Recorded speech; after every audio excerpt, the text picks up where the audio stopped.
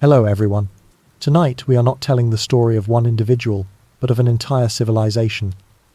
The Maya civilization, where massive pyramids were built, from millions of stone blocks and astronomical calendars, tracked the precise cycles of planets. Yet, it also hides a lesser-known twist: the mysterious collapse of bustling cities, leaving empty plazas buried deep in the jungle. If you find this story fascinating, stay with us, because there are truths ahead that never appear in school textbooks. Tell me, where are you listening from, and what time is it there? The screen will slowly go dark. This is not an error. It helps your eyes avoid blue light. Your body releases melatonin, and you begin to relax. A touch of darkness tells the brain, it's time to rest. And now, let's begin. Long before stone pyramids crowned the jungle, the story began with a small grass called teosinte.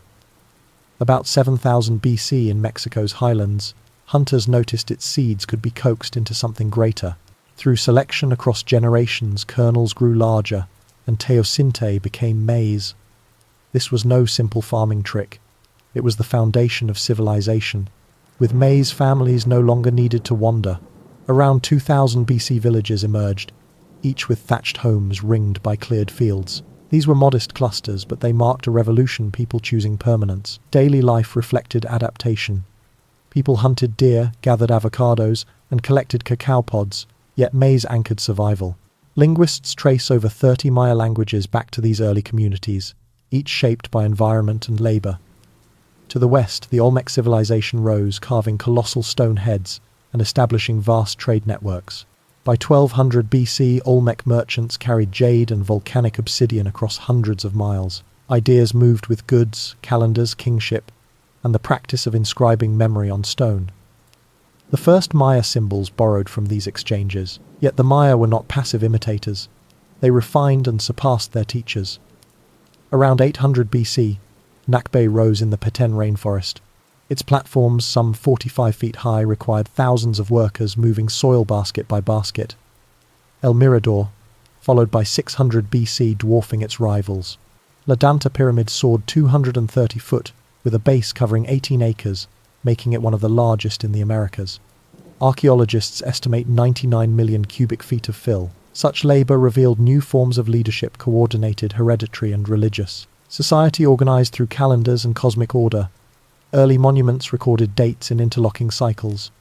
Time was not linear, but circular, repeating with divine rhythm. Farmers planted according to sacred days, while rulers aligned rituals with celestial events. Astronomy intertwined with survival. Wetlands sprouted raised fields, improving drainage and soil fertility. Highland terraces prevented erosion. Farmers built reservoirs storing water for dry months. These innovations turned fragile landscapes into reliable food engines. Trade routes crisscrossed the region. Obsidian from highland Guatemala reached lowland sites. Jade from the Motagua Valley traveled in the opposite direction. Cacao beans functioned as currency and ritual food. Exchange was more than commerce. It was cultural cement binding far-flung settlements. Each village contributed to a mosaic of resilience, but glory was fragile. By 100 BC, El Mirador and its peers declined. The causes remained debated: climate, trade breakdown, or internal strife. What mattered was continuity. Knowledge spread like seeds on the wind. Agricultural methods, calendars, and ideas of divine rule dispersed to other centers. Collapse was not an end. It was a transition. The jungle swallowed plazas, yet memory endured. Families carried maize, seed, and stories to new lands. Stone carvings waited under vines for future generations to rediscover. This first great experiment proved two truths: that food could build cities, and that cities could vanish when balance broke.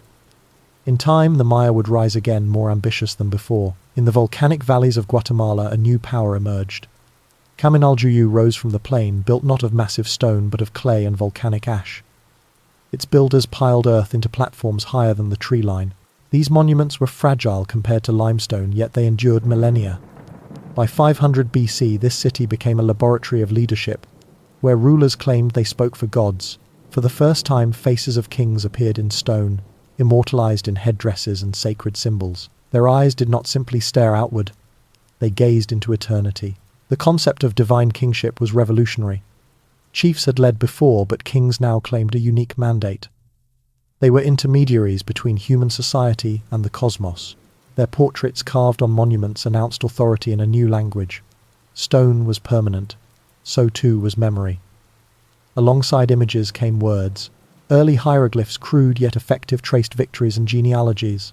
Borrowing from the Olmec script, scribes began to fix history in stone. Writing no longer marked goods or numbers. It preserved dynasties. Plazas expanded, framed by ceremonial pyramids. Architects aligned structures to track the sun's movement. The so-called E-group layouts placed 3 small buildings facing a platform, so that at solstices and equinoxes, the sun appeared at exact points. These events transformed plazas into theatres, where entire communities watched cosmic order unfold. Rulers did not simply measure time, they owned it. Markets thrived in the shadow of temples. Obsidian blades sharp as surgical steel arrived from the highlands. Jade polished until translucent travelled in the opposite direction. Salt from coasts preserved meat, cured fish, and flavoured politics as much as food. Cacao beans carried in nets, paid debts, and satisfied gods. Archaeologists uncover storage pits where beans served as both currency and sustenance. Commerce was systematic, not casual. Networks bound villages into a single economic fabric. At the centre of each city appeared something entirely new, the ball court. Shaped like a giant eye, with sloped walls on each side, it was more than sport.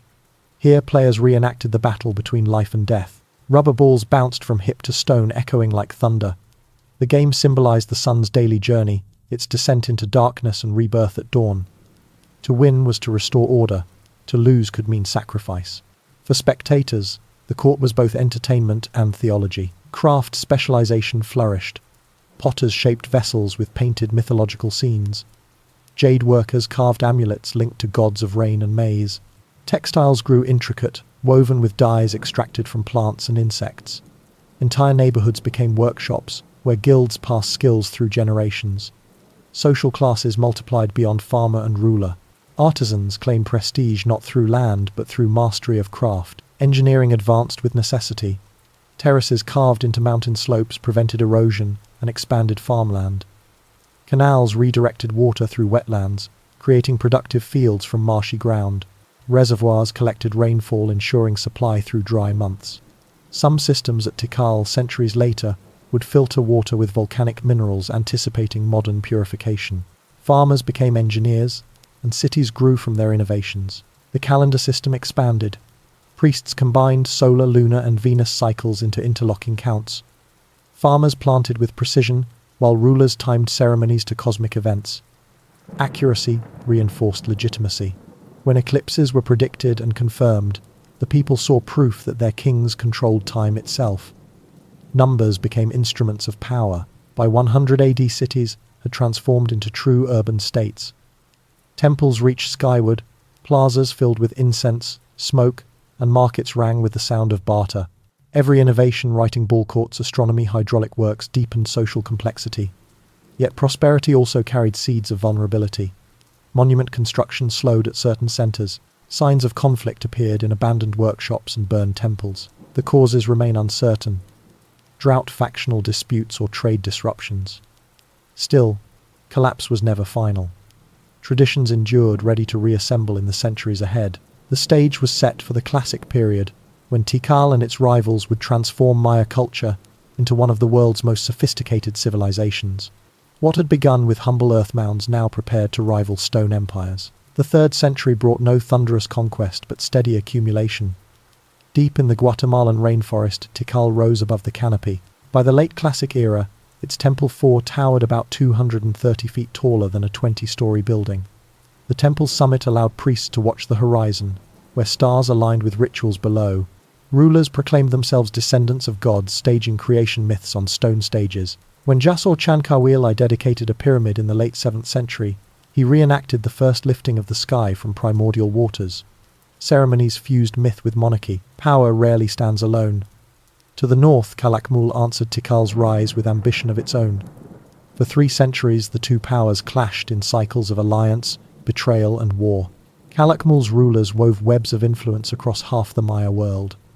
Through marriages and tributary ties, they turned rivals into vassals. At stake was not only territory but legitimacy, the right to speak for the cosmos. Wars bore the mark of stars. The Star War glyph carved on monuments described campaigns timed to Venus cycles. Astronomers predicted phases with precision, and kings launched battles at auspicious appearances. Victories were recorded not as military achievements but as cosmic endorsements. Defeats risked more than loss of land. They questioned a dynasty's divine mandate. While great powers fought, other cities carved out distinct roles. Copan in the Honduran highlands became a center of intellectual prestige. Its hieroglyphic stairway, stretching across 62 steps, contained more than 2,000 glyphs. It remains the longest known Maya text.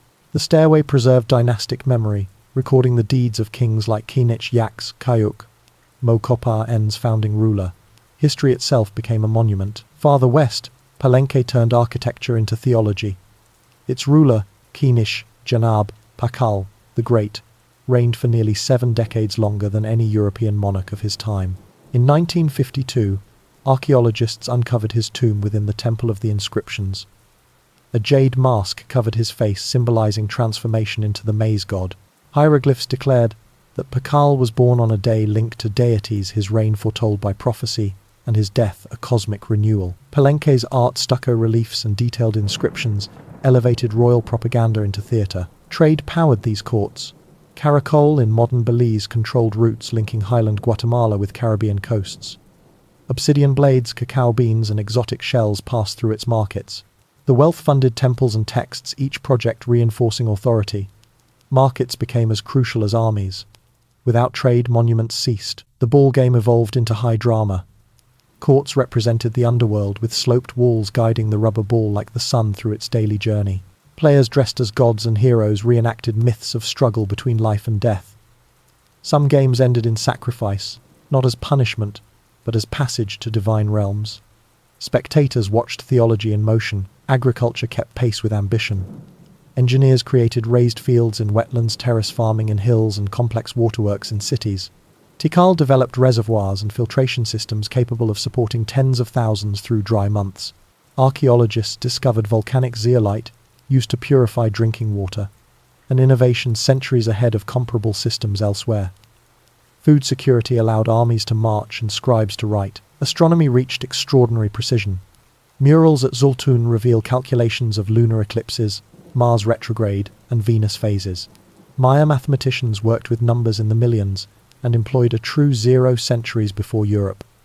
Time was measured not just for farming but for prophecy and politics. Priests wielded calculations like weapons, binding communities to celestial order. Art flourished. Painted ceramics depicted court life with startling realism. Nobles reclining, musicians performing, scribes recording. Stucco reliefs captured fabric caught by wind armor gleaming under tropical light. Jade workers produced masks of stunning intricacy, each piece positioned with cosmic symbolism. These creations were not ornaments, but instruments of legitimacy. By the 8th century, the Maya world appeared at its peak. Cities dotted the landscape like constellations. Kings rivaled mountains in their ambition, scribes rivaled philosophers in their knowledge, and farmers rivaled engineers in their skill. Yet beneath the grandeur lay tension. Wars strained alliances, monuments glorified victories, while hiding defeats and population growth pressed against ecological limits. For now, the classic world shone brightly. Soon cracks would spread across the plaster of temples and the fabric of order. War learned to follow the stars. Calakmul struck first, weaving marriages with military strategy. Royal daughters travelled as brides, carrying dowries and coded intelligence. Tribute treaties created dependency more binding than chains. Armies marched when Venus rose bright in the east, and monuments later proclaimed that victories had cosmic approval. For kings, the heavens were allies and weapons. In the mid-6th century, the shock came. Tikal collapsed into silence. Monuments stopped. No new temples rose. For nearly a century, its plazas stood quiet, a hiatus carved in absence.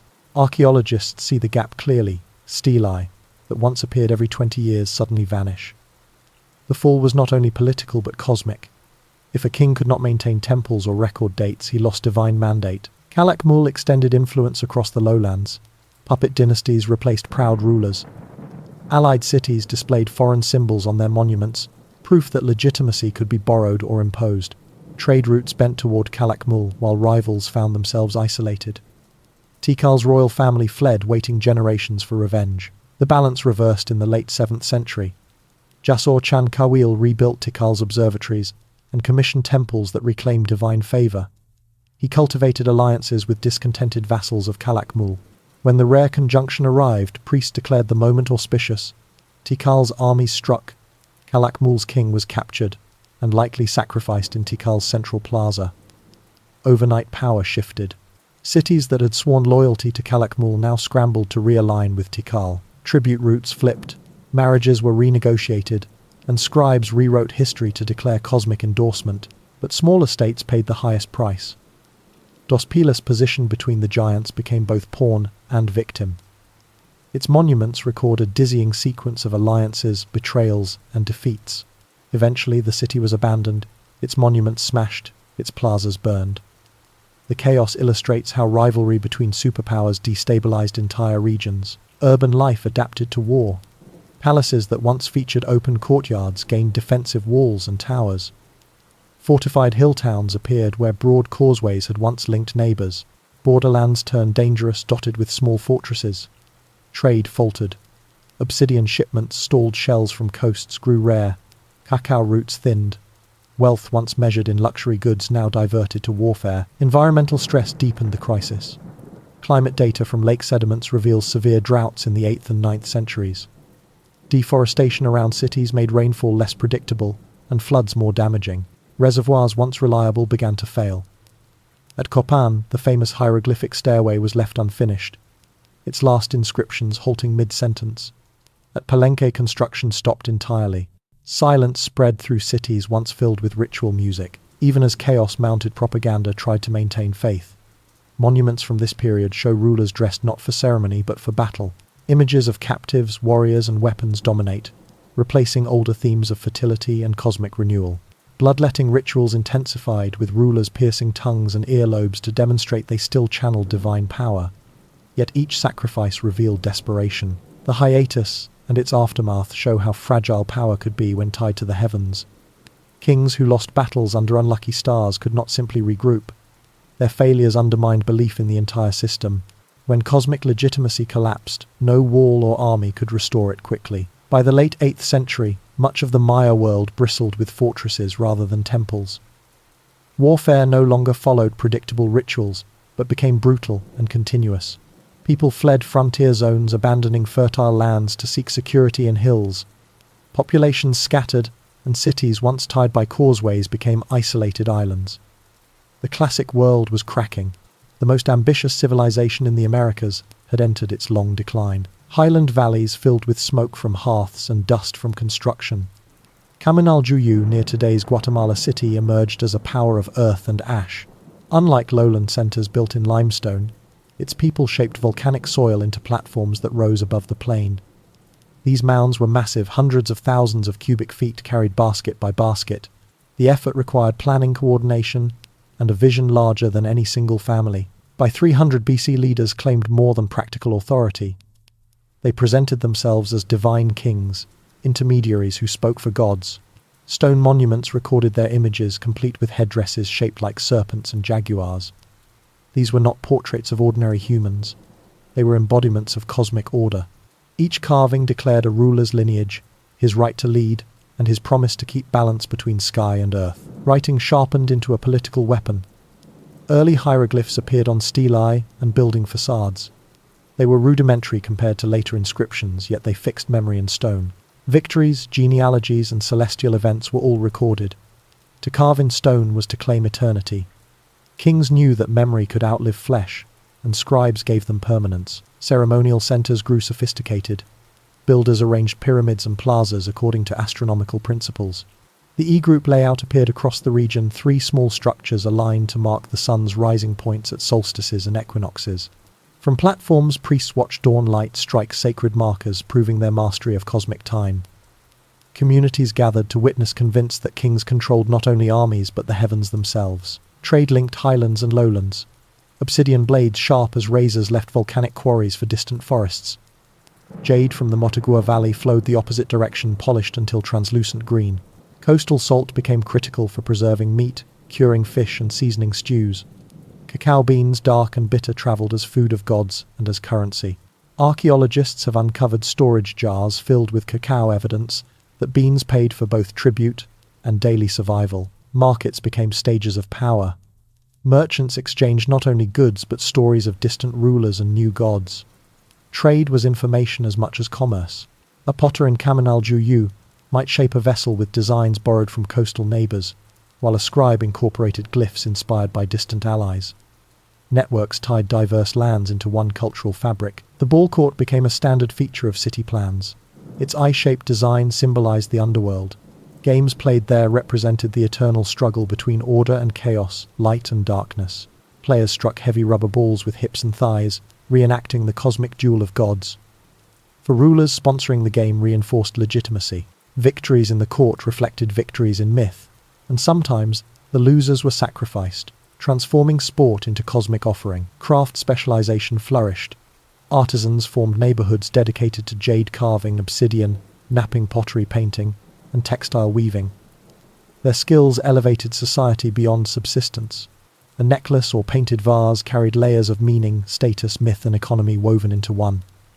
The rise of specialized labor marked the birth of true urban culture. Agriculture adapted to diverse landscapes. In wetlands, farmers built raised fields to control water and enrich soil. On mountain slopes, terraces prevented erosion and expanded farmland. Forest management evolved into sophisticated systems, where useful trees were preserved while clearings opened for maize. Farmers practiced what modern ecologists would call agroforestry, sustaining balance between natural ecosystems and human needs. Population growth demanded new technologies. Reservoirs captured rainwater, providing security during dry months. Dams and canals distributed water, transforming valleys into controlled environments. These projects required collective labor. They also reinforced hierarchy, since only kings and nobles could command such organization. Hydraulic systems became monuments in themselves, proof that rulers could master nature. Calendars grew more complex. Priests tracked solar, lunar, and Venus cycles, integrating them into interlocking counts. Farmers relied on these calculations to know when to plant maize or harvest cacao. Rulers used the same numbers to schedule ceremonies, aligning political events with cosmic rhythms. Accuracy was power. When predictions matched the heavens, the people believed kings controlled destiny. By the turn of the 1st century AD, Maya society was no longer a collection of villages. It was a civilization with distinct classes, specialized labor, expansive trade, and rulers who claimed divine status. Stone monuments, rose markets, thrived, ball courts staged sacred dramas, and water systems turned fragile land into reliable farmland. The blueprint of classic civilization was already drawn. All that remained was expansion on a scale the world had never seen. Cities matured into orchestrated landscapes. By the 1st century AD, ceremonial complexes no longer consisted of a single pyramid, but entire plazas surrounded by multiple temples. Each structure faced inward, creating theaters for rituals that involved whole communities. These were not random arrangements. Alignments tracked the sun's passage, the moon's phases, and the cycles of Venus. Architecture became a cosmic calendar carved in stone and clay. The E-group complexes multiplied across the lowlands. Their geometry allowed priests to mark solstices and equinoxes with precision. Crowds gathered as the sun rose between aligned temples, confirming that kings commanded the universe. For farmers, the spectacle was more than show. It meant planting could proceed with confidence. For rulers, it cemented divine authority in front of thousands of witnesses. Trade expanded dramatically. Highland obsidian reached hundreds of miles into forest settlements, where it became the sharpest tool for carving and war. Jade from the Motagua Valley moved in return, polished until translucent and green as river water. Coastal salt traveled inland, essential for food preservation and political leverage. Cacao beans served as currency, stacked in baskets like coins. By the 1st century, economic networks connected highlands, lowlands, and coast into a single commercial system. Merchants were more than traders. They carried intelligence about rival kings, foreign gods, and new techniques. A potter in the highlands might adapt motifs seen on a coastal vase. A scribe might adopt glyph forms borrowed from distant allies. Trade spread ideas as efficiently as goods. The ball game reached new significance. Courts expanded in size, sometimes measuring more than 100 feet long, with sloped walls designed to keep the ball in play. Games drew entire cities into attendance. Players represented gods, heroes, or cosmic forces, while spectators witnessed reenactments of the struggle between order and chaos. A single match could affirm political alliances or settle disputes. Sometimes the game ended with human sacrifice. Losers could be captives of war, their deaths reinforcing that the game was sacred theatre rather than sport. Artisans specialized further. Jade carvers, potters, textile weavers, and painters formed distinct occupational groups. Neighborhoods developed around workshops, each dedicated to a craft. Luxury items flowed from their hands, ceramic vessels painted with mythic scenes, textiles dyed in brilliant reds and blues, jade masks carved to embody divine power. These goods marked elite status and fueled long-distance exchange. Craft specialization reshaped society, creating social categories beyond farmer and king. Agriculture kept cities alive. Farmers in wetlands expanded raised field systems, creating drainage that turned marsh into fertile soil. In highlands, terracing allowed cultivation on steep slopes while preventing erosion. Forest management grew increasingly sophisticated. Farmers maintained polycultures resembling natural ecosystems, where maize, beans, and squash grew beside fruit trees and medicinal plants. Such systems maximized yield while preserving ecological balance. Water management became essential. Engineers in emerging centers built reservoirs, canals, and dams to capture rainwater. At Tikal, early systems foreshadowed the massive reservoirs that later sustained tens of thousands. These hydraulic works required coordinated labor and technical expertise equal to that used in pyramid construction. Water became both a practical necessity and a political resource. Calendars advanced to new levels of precision. Multiple interlocking cycles, solar year, lunar months, and Venus periods were tracked simultaneously. Scribes developed methods to project centuries into the future. For farmers, this ensured reliable planting schedules. For priests, it determined sacred days. For kings, it provided opportunities to frame political events as cosmic inevitabilities. Timekeeping reinforced authority. By 100 AD, political hierarchies became visible. Larger centers gained influence over smaller ones, establishing networks of tribute and alliance. These relationships were not always forged by conquest. Many were voluntary, based on shared rituals, marriage ties, and economic dependence. Yet the pattern foreshadowed the dominance of great powers in centuries to come. Signs of stress also appeared. In some cities, monument construction slowed, suggesting resource limits or political instability. Evidence of conflict shows that not all alliances held. Scholars debate whether droughts, trade, disruptions, or internal struggles caused the first cracks. Still, the cultural foundation was unshaken. Writing, divine kingship, astronomy, hydraulic engineering, and monumental architecture had taken root too deeply to vanish. The world of the Maya was entering a new era. Villages had become cities, and cities were evolving into states. Innovation, ambition, and belief converged into one of the most sophisticated civilizations the Americas would ever know. The stage was set for Tikal and Calakmul and their rivals to turn cultural achievement into imperial competition. Trade became the bloodstream of Maya society.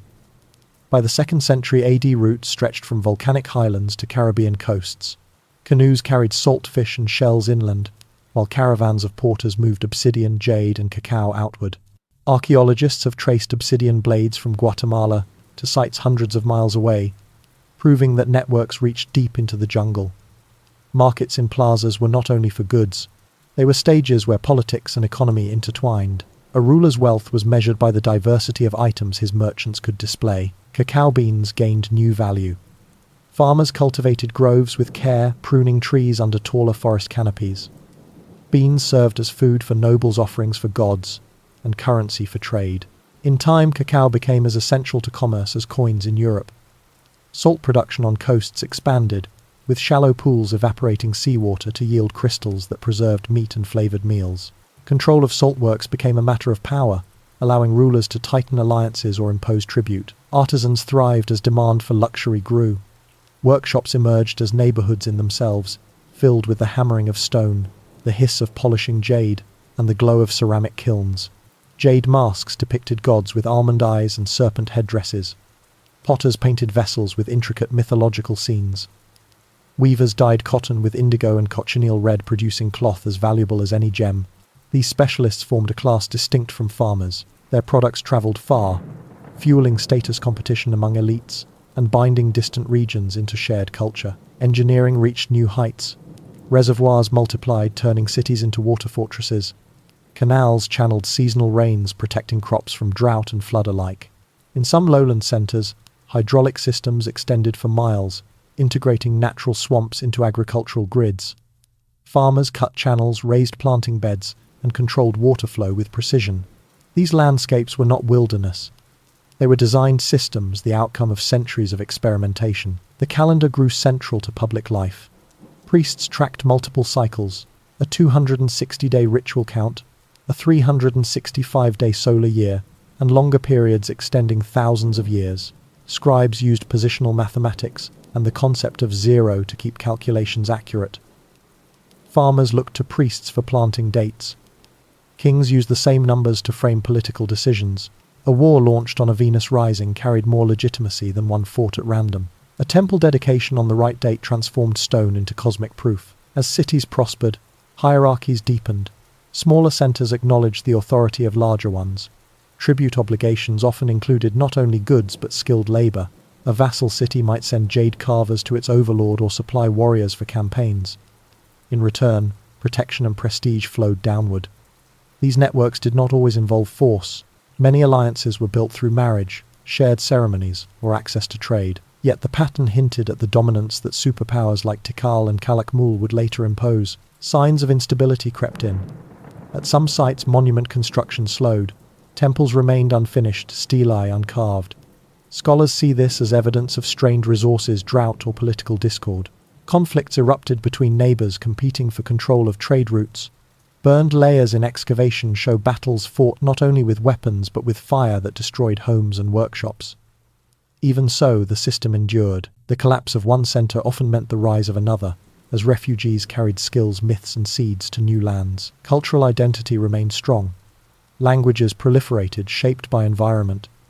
Highland tongues developed words for volcanic soils and mountain agriculture, while lowland tongues named countless plants of the rainforest. Diversity was not weakness. It was resilience, proof that Maya civilization could adapt across landscapes. By the end of the 2nd century, the foundation for greatness was set. Trade networks bound coasts, mountains, and jungles. Artisans created goods that carried both beauty and meaning. Farmers engineered fields and reservoirs that turned fragile land into reliable abundance. Priests measured time with accuracy unmatched elsewhere in the world. Kings claimed divine authority, their images carved in stone. Yet under the surface, rivalries and ecological pressures hinted at future storms. Prosperity had reached its height, and the classic period was about to turn ambition into empire. The Maya mastered landscapes as much as stone. By the 3rd century, AD agriculture reached levels of sophistication that turned fragile environments into engines of abundance. In wetlands, raised fields spread outward like green grids. Farmers dug canals, piling soil into planting beds elevated above water. The canals not only drained excess moisture, but also acted as fish traps and reservoirs, creating a system where maize, beans, squash, and aquatic resources thrived together. On mountain slopes, terraces held soil against erosion. Each wall of stone or packed earth allowed farming on steep ground, turning hillsides into patchwork gardens. These terraces captured rainfall, reducing runoff, while extending arable land. Farmers practiced crop rotation and interplanting, anticipating techniques modern agriculture would later rediscover. Forest management was equally advanced.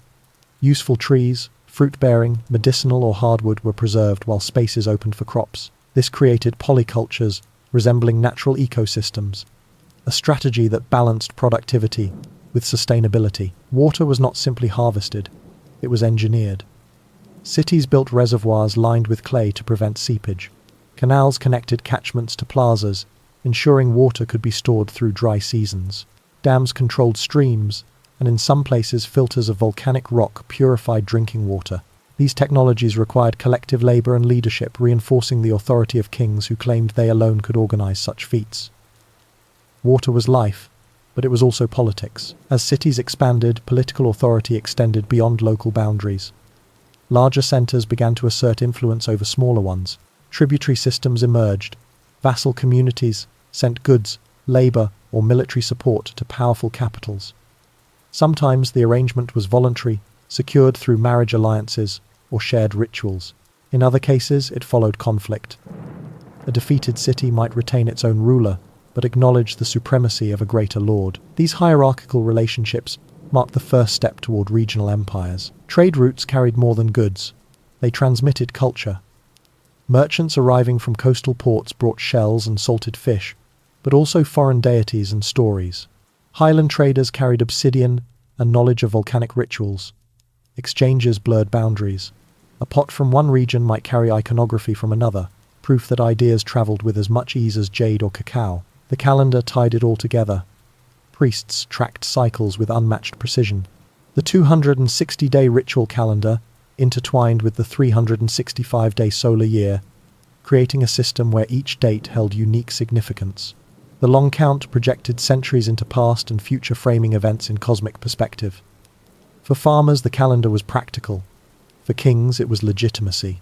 To dedicate a temple on an auspicious day was to align rule with the universe itself. Yet prosperity was never uniform. Archaeological evidence shows that around 100 AD, some centres slowed monument construction. At sites once filled with activity, stelae fell silent. Burn layers indicate conflict, while pollen records from lake beds show shifts in climate, drier seasons, and reduced rainfall. Deforestation around major cities may have intensified drought, making agriculture less reliable. What one city endured, another might exploit. Refugees carried traditions with them, ensuring cultural survival even when specific centres declined. These early crises were not collapse but transformation. El Mirador, once the greatest city of the pre-classic, had fallen, its plazas overgrown. Yet its knowledge spread. Raised fields, calendars, divine kingship, and monumental architecture survived in dispersed communities. Collapse redistributed culture, planting seeds for the classic age. By the dawn of the 3rd century, the Maya world stood on the edge of something larger. Urban life had matured, trade networks stretched across mountains and coasts. Agriculture sustained dense populations, and kings claimed cosmic mandates. But competition sharpened. Ambition grew. Soon, the rivalries of great powers, Tikal, Calakmul, Copan, and Palenque, would transform innovation into empire. The pre-classic foundation was complete. The classic period was about to begin. The forest of Petén hid a rising giant. By the 3rd century AD, Tikal transformed from regional centre into the first true superpower of the classic Maya. Its temples rose like stone mountains, visible above the canopy for miles. Temple 4, completed in the 8th century, soared nearly 230 feet taller than a 20-story building. From its summit, priests watched horizons, where stars aligned with rituals, proof that the city had mastered both earth and sky. Kings of Tikal claimed descent from gods. They staged ceremonies as recreations of the world's beginning. When Jasur Chan Kawil dedicated his Great Pyramid in the late 7th century, he did more than open a building. He reenacted the raising of the heavens from primordial waters. Crowds believed that his ritual sustained the cosmos itself. Divine kingship reached full flowering. Monarchs were no longer chiefs in ornate dress. They were conduits between human and celestial realms. Stone monuments preserved their claims. Stelae carved with dates, names, and victories stood across plazas. Each inscription tied rulers to cosmic cycles, ensuring their legitimacy echoed into eternity. Scribes wrote with precision unmatched in contemporary Europe, combining mathematics and mythology into permanent memory. History became a weapon. A victory recorded in stone could never be erased, even if the truth was less clear. Tikal's rise carried military power. Its armies, guided by priests who read Venus cycles, struck at rivals with precision. The Star War glyph marked campaigns fought under favourable celestial alignments. To defeat an enemy during a Venus rising was to prove divine endorsement. Warfare became cosmology, expressed through blood, yet power needs rivals. To the north, Calakmul emerged as equal in ambition. Its rulers built alliances across half the Maya world, weaving tributary networks that stretched from Caribbean coasts to highland valleys. Calakmul understood that influence often outweighed conquest. Marriage alliances, tribute obligations, and propaganda campaigns created a web as effective as any army. The rivalry between Tikal and Calakmul defined Maya politics for 3 centuries. Cities aligned with one or the other, forming shifting coalitions. A small kingdom's survival often depended on choosing correctly. To back the wrong superpower meant tribute stripped away, monuments smashed, or dynasties ended. Archaeologists read these decisions in inscriptions. One monument names a king as the vassal of Calakmul, while another claims loyalty to Tikal. Choices were public, carved for eternity, and dangerous. In the shadow of this rivalry, smaller centres developed their own strengths. Copan in the Honduran hills pursued intellectual supremacy. Its scribes carved the hieroglyphic stairway more than 2,000 glyphs across 62 steps, the longest Maya text ever found. Palenque in Chiapas cultivated theology and art.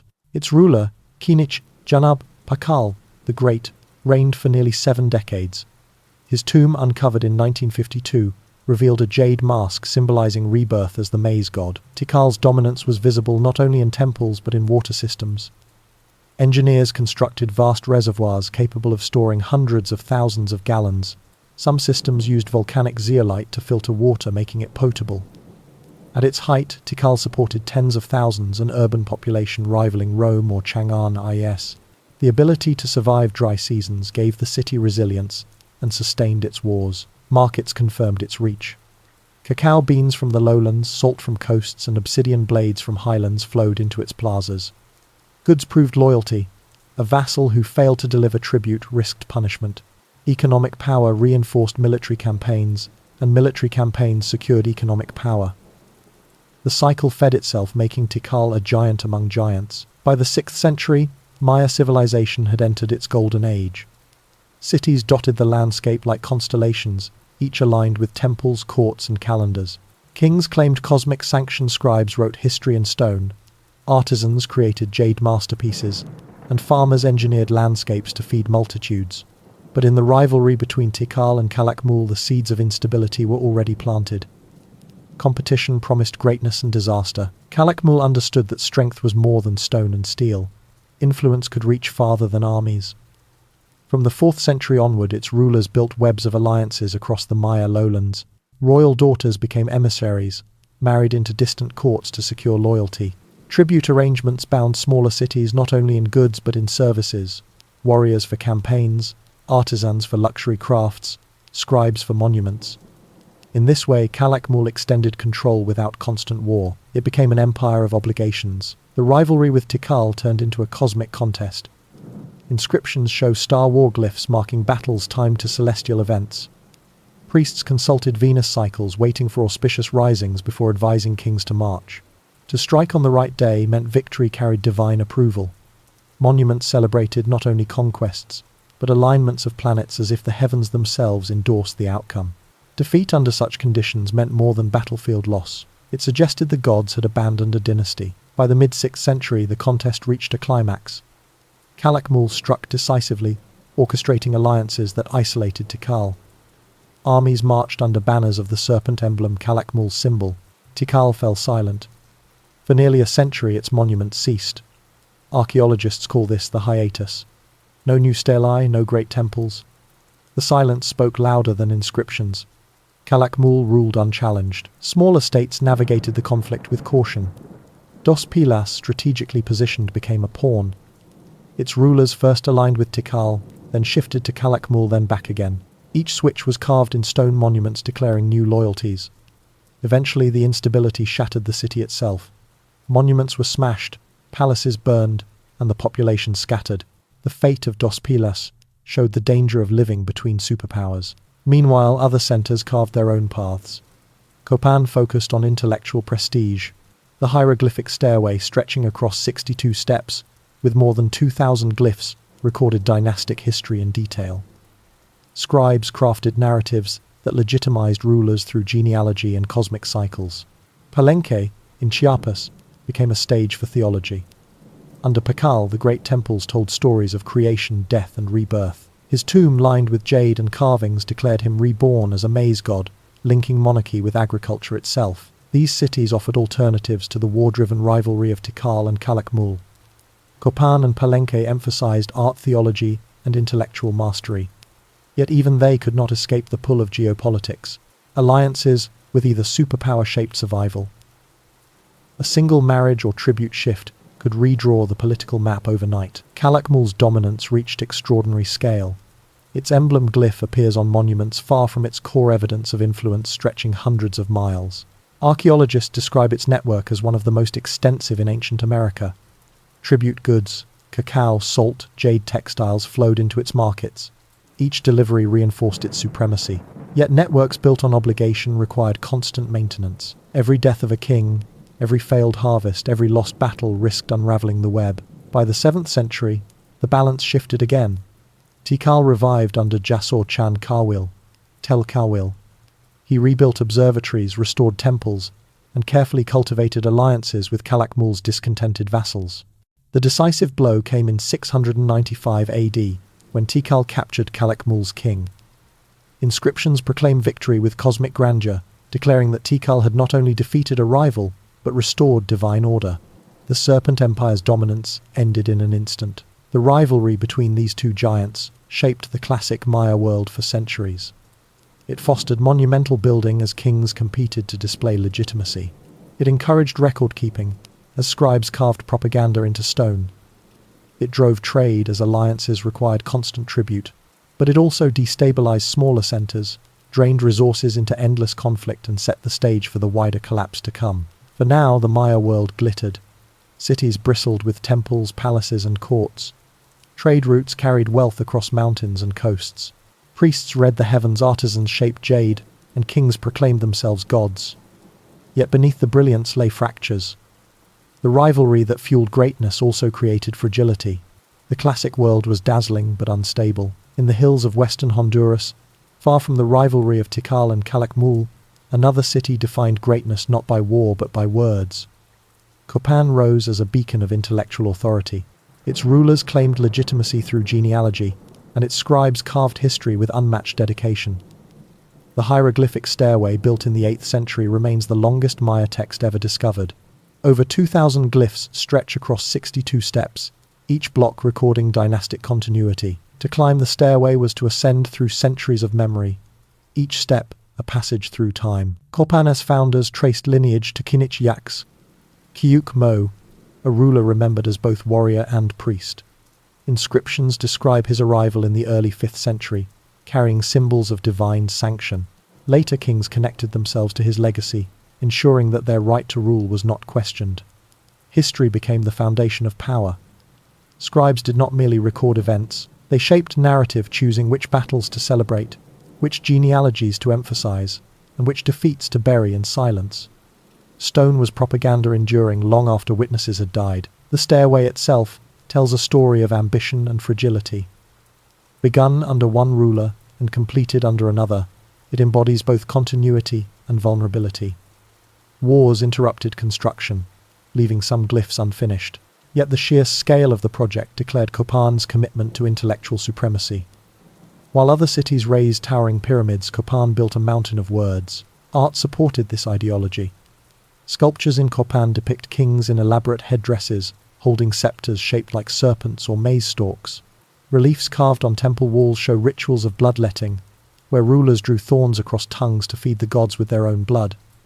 Each act reinforced their claim as intermediaries between human and divine realms. The artistry was precise, even naturalistic, portraying muscles, jewelry, and clothing with striking detail. Copan's style became recognizable across the Maya world, evidence that intellectual prestige could spread as widely as military power. Meanwhile, Palenque in Chiapas followed a different path. Under Kinich, Yanab Pakal, the great theology and architecture blended seamlessly.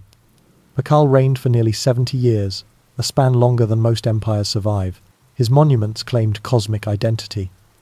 Inscriptions described him as born on the same day as gods, destined by prophecy and reborn at death as a maize deity. When archaeologists uncovered his tomb in 1952, they found a jade mask covering his face, symbolizing transformation into eternal renewal. The Temple of the Inscriptions itself served as a cosmic machine, walls inscribed with text that linked past, present, and future into a continuous cycle. Palenque's art emphasized narrative. Stucco panels portray royal family members in moments of ceremony, capturing gesture and expression with human intimacy. Where other cities carved distant gods, Palenque carved living rulers. The effect was to bind theology and humanity, making kingship both cosmic and personal. Visitors walking its plazas saw rulers as divine yet relatable figures who carried cosmic burdens but also shared human form. Writing became a universal tool of legitimacy. Across the Maya world, monuments recorded victories, marriages, births, and rituals. Yet these inscriptions were not neutral. The same event might be described differently in rival cities. A battle carved as victory in Tikal could appear as heroic resistance in Calakmul. History was contested, each scribe crafting memory to favor his patron. What survived in stone was not always truth, but power. For common people, the effect was profound. Most could not read glyphs, but they recognized dates, symbols, and images. A ruler's likeness carved on stelae, accompanied by glyphs of stars and gods, confirmed his cosmic mandate. Even illiterate farmers understood the message: this king ruled not by chance, but by the order of the universe. Smaller centers adopted these practices to assert their place in a world dominated by giants. A modest city might lack armies, but by erecting monuments and recording dynastic history it could claim legitimacy. Writing became a great equalizer. Even without conquest, a ruler could declare himself part of the cosmic narrative. By the 8th century, Copan and Palenque stood as testaments to the power of intellect and art. They demonstrated that civilization was not only measured in temples or armies, but in words, symbols, and theology. Yet their brilliance also revealed fragility. Projects like the hieroglyphic stairway consumed enormous resources. When war or drought interrupted construction, unfinished texts became silent and reminders of instability. Palenque's monuments ended abruptly. After Pakal's dynasty faded, proof that even the most sophisticated theology could not shield against collapse. For now, though, these cities glowed brightly. The Maya world was not uniform. Each center carved its own identity. Tikal with conquest, Calakmul with alliances, Copan with intellectual mastery, Palenque with theology and art. Together they created a civilization of staggering diversity, united by maize calendars and the conviction that humanity and cosmos were inseparably linked. In the jungle hills of Chiapas, Palenque reached its peak under Pakal the Great. His reign, lasting nearly 70 years, provided stability rare in Maya history. Where other dynasties rose and fell with war, Palenque cultivated theology and art.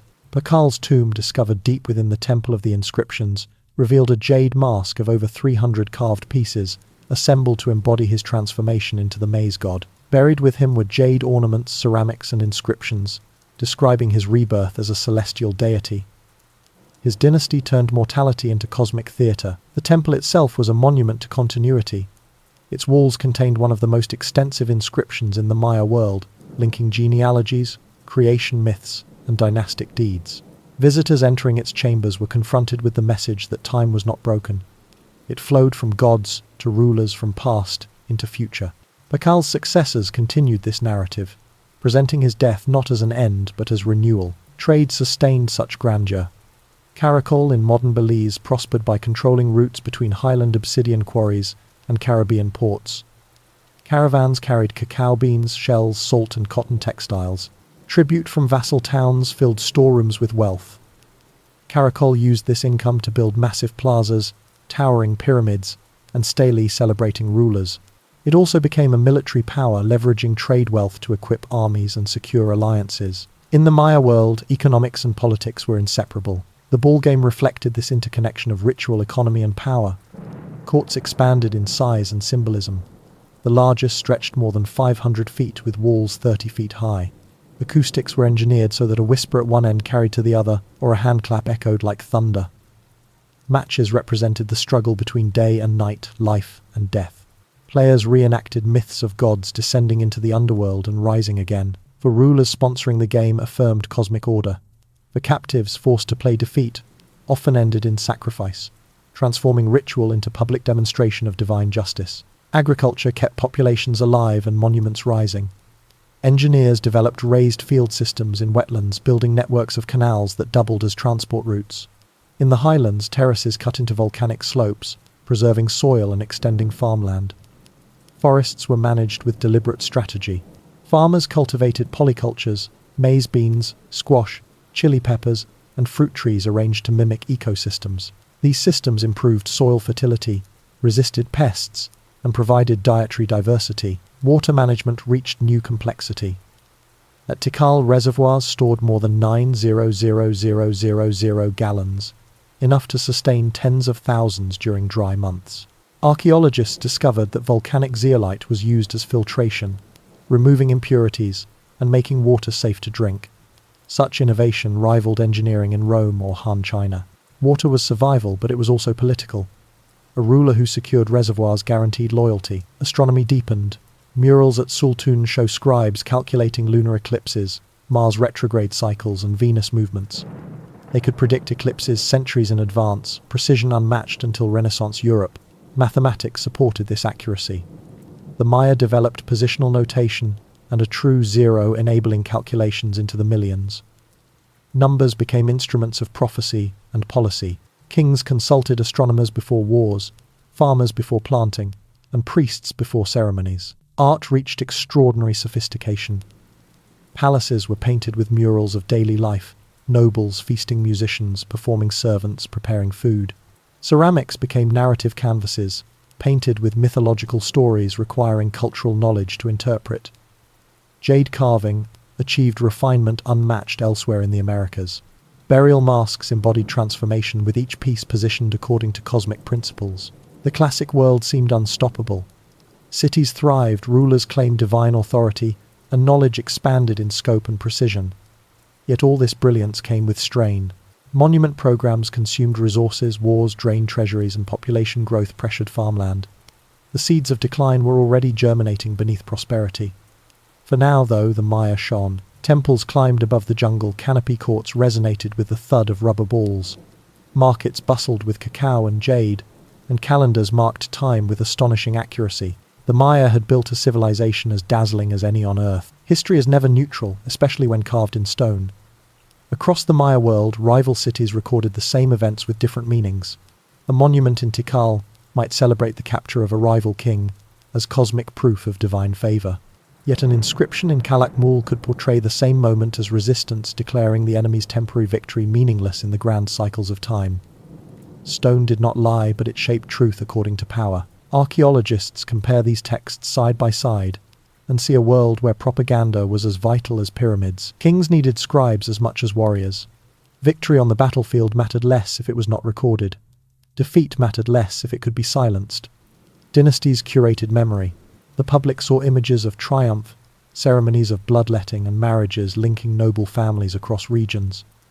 Behind the scenes, alliances were negotiated like trade contracts. A shipment of cacao beans or a promise of salt could secure an ally as effectively as a military campaign. Politics was as much about backroom deals as about battles. Women played powerful roles in this system. Lady Six Sky of Naranjo arrived in 682 AD, sent from Dos Pilas to re-establish a faltering dynasty. She ruled for more than 60 years, commissioning monuments that depicted her performing traditionally male rituals, scattering incense, capturing prisoners, and dedicating temples. Her reign stabilized Naranjo and demonstrated that women could wield full cosmic authority. In Palenque, Lady Sakkayuk served as regent for her young son, ensuring dynastic continuity during a vulnerable period. These rulers were not symbolic figures. They commanded armies, organized ceremonies, and shaped politics. Such stories reveal the human dimension within a rigid cosmic system. Kings and queens lived under immense pressure. Their bloodletting rituals were public spectacles, often involving piercing tongues or earlobes with stingray spines. The pain was both sacrifice and performance, proving devotion to gods and legitimacy to subjects. Yet beyond ceremony, rulers dined, conversed, and mourned. Murals and ceramics capture these quieter moments, nobles reclining on benches, servants presenting food, musicians playing flutes and drums. Life at court was both theatre and reality. Discrepancies in inscriptions highlight how fragile legitimacy could be. A stela in Karakul might boast of victory over Tikal, while a nearby monument in Tikal claims the opposite. Archaeologists see contradictions not as errors, but as deliberate acts of control. Each dynasty used writing to frame its version of reality. Ordinary people, unable to read glyphs, still absorbed the message through imagery. Bound captives, victorious kings, and cosmic symbols reinforcing order. Alliances shifted constantly. A vassal city might swear loyalty to Calakmul one generation and switch to Tikal the next. Marriages tied dynasties together, but loyalties fractured with each succession. Tribute obligations kept smaller cities dependent, yet tribute also bred resentment. When opportunities arose, ambitious rulers broke free, seeking new patrons or independence. This instability created opportunities for women like Lady Six Sky, whose arrival could reset dynastic legitimacy with fresh alliances. Court life was a mixture of grandeur and fragility. Monuments portrayed kings as eternal, yet drought, defeat, or intrigue could erase them quickly. Behind temple facades, factions plotted. Nobles who supplied armies or controlled trade routes gained leverage. Merchants who managed cacao groves or saltworks influenced policy. Power was rarely absolute even for divine kings. The late classic world glittered with contradictions. Intellectual brilliance coexisted with political manipulation. Women stepped into roles traditionally reserved for men, while dynasties collapsed under their own propaganda. The system appeared stable, but its dependence on cosmic legitimacy and shifting alliances made it fragile. Each stone monument was both memory and mask. By the late 7th century, the Maya world had reached an extraordinary balance of sophistication and vulnerability. The same tools that built legitimacy, writing ceremony, trade, also exposed rulers to collapse if they failed. A king could claim divinity, but drought or defeat might prove otherwise. Queens could restore dynasties, yet even their power depended on favorable alliances. The human side of this cosmic system revealed both resilience and fragility. The great turning points of the classic age were drawing near. Understanding Maya civilization requires entering their world of numbers and cycles. For them, mathematics was not abstract. It was sacred. Every calculation tied human life to cosmic order. By the 5th century, AD scribes had developed a positional system using only 3 symbols, a dot for 1, a bar for 5, and a shell for 0. The shell was revolutionary. It represented true zero, centuries before most of the Old World used it widely. With this system, Maya scribes could calculate into the millions. Calendars embodied this genius.